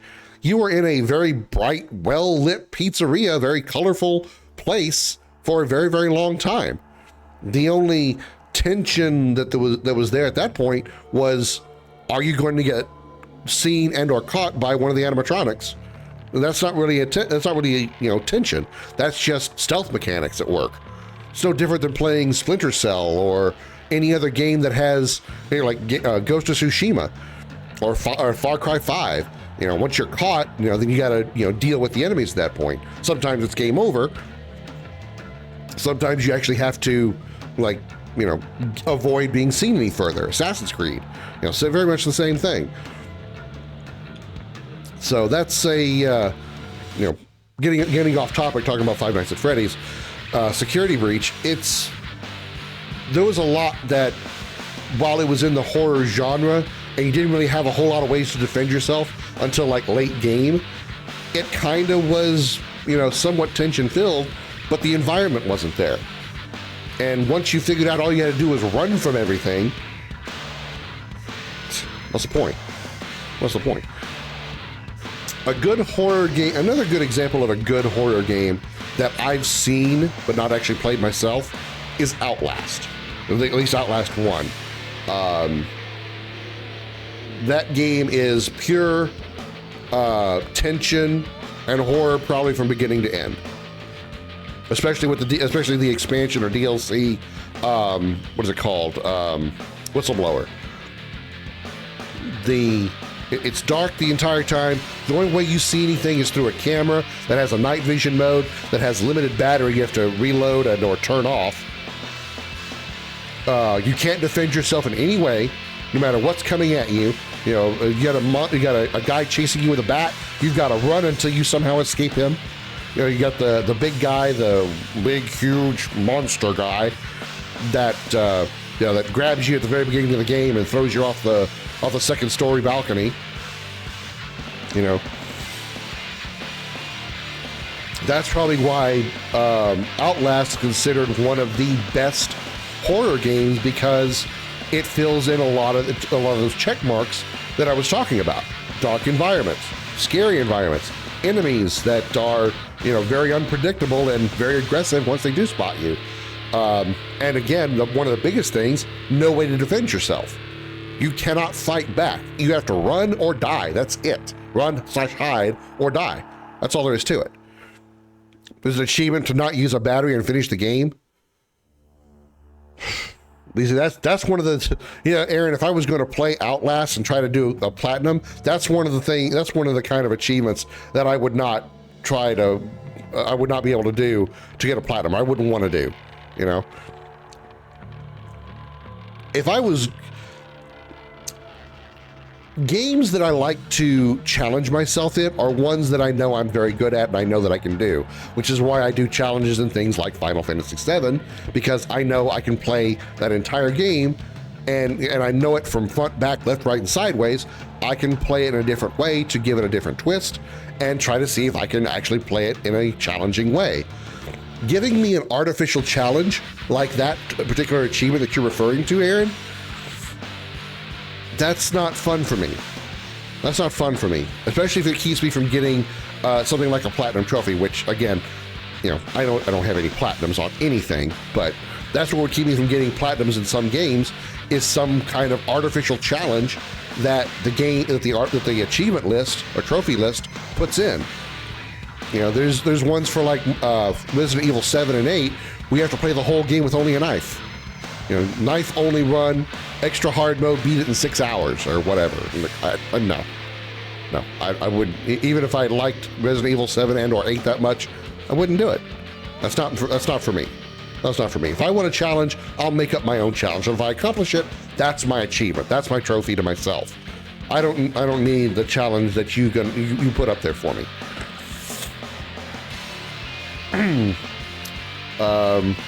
So I went off on like 45 different rants there, but welcome to my stream. That's how I do. Usually this happens before I play a game, not after. But as far as this goes, that's it for Doom 3. I played all of the campaigns, the main campaign, as well as the 2 side campaigns, which is Resurrection of Evil and Lost Mission. If you'd like to see the entire Doom playthrough in its entirety, it will be up on my YouTube channel in the near future. You know, I would say within like a couple of weeks at most. Can't imagine it taking that long. Exclamation YouTube, if you want to see my YouTube channel of videos where we cut down into 30-minute segments so it's a little easier to digest. You don't have to watch a 5-hour video. That's going to be it for Doom 3. The next game I intend to play, which we'll be likely doing tomorrow, starting at noon Central, will likely be an obscure RPG called Eternal Sonata. It is a JRPG, as I've said, that is a fictional story about Frederick Chopin, who is a very famous composer back in like the ye olden days, like way back in the ye olden days. He was suffering from tuberculosis and was bedridden. This game is based on a fictional world that he is dreaming about while he is bedridden with TB. Underrated game. Oh, you've heard of it, Aaron? Yeah, it's very, very good. It's been a very long time since I played it, so I don't remember a whole lot about it, but it is obviously, since it's about Frederick Chopin, it is very much music based. The characters are all named after like a genre of music, or like a musical note or something. Like the main character or one of the main characters is named Polka, like polka dancing. There's a whole bunch of different like musical based stuff in that game. Very much in a similar way that Expedition 33 was very much about painting. Also, hi Kingdom, welcome in. Oh, sorry, Crash. Hi Kingdom. God damn it, I'm called Kingdom twice. Hi Crash, welcome in. Sorry. Was very much about paint and like all the stuff that was in it. When all your skills were like, you used chroma for your skills. Chroma was also money. Your abilities were on pictos, and you used luminas for it. Your items were called tints. You had chromatic attacks. Instead of anybody in the game saying the word blood, like referring to the word blood, they replaced that with ink. So there was one like message that said it was a bloodbath, but instead of saying bloodbath, they said an ink bath. Let's spill some ink. There's a lot of like paint/color terms used in Expedition 33. The same is very true for Eternal Sonata in that same manner, where it's all based on music. So we'll be starting that tomorrow at noon. But for this stream, I'm going to call it here. Thank you all so much for watching. Sorry that I'm popping out just so you get your Crash, but we are going to do a raid. So let me see who's on.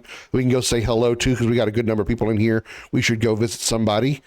How's about we go say hi to... Would you guys want to see somebody playing Earthbound or Devil May Cry 2? I'll let you guys pick. Devil May Cry 2 or Earthbound? I still have an Xbox 360 physical copy of it. I don't have a 360, but I do have the physical copy. Doop-a-doop-a-doop-a-doo, doop-a-da-bidoo-bidoo-bidoo-bidoo-bidoo.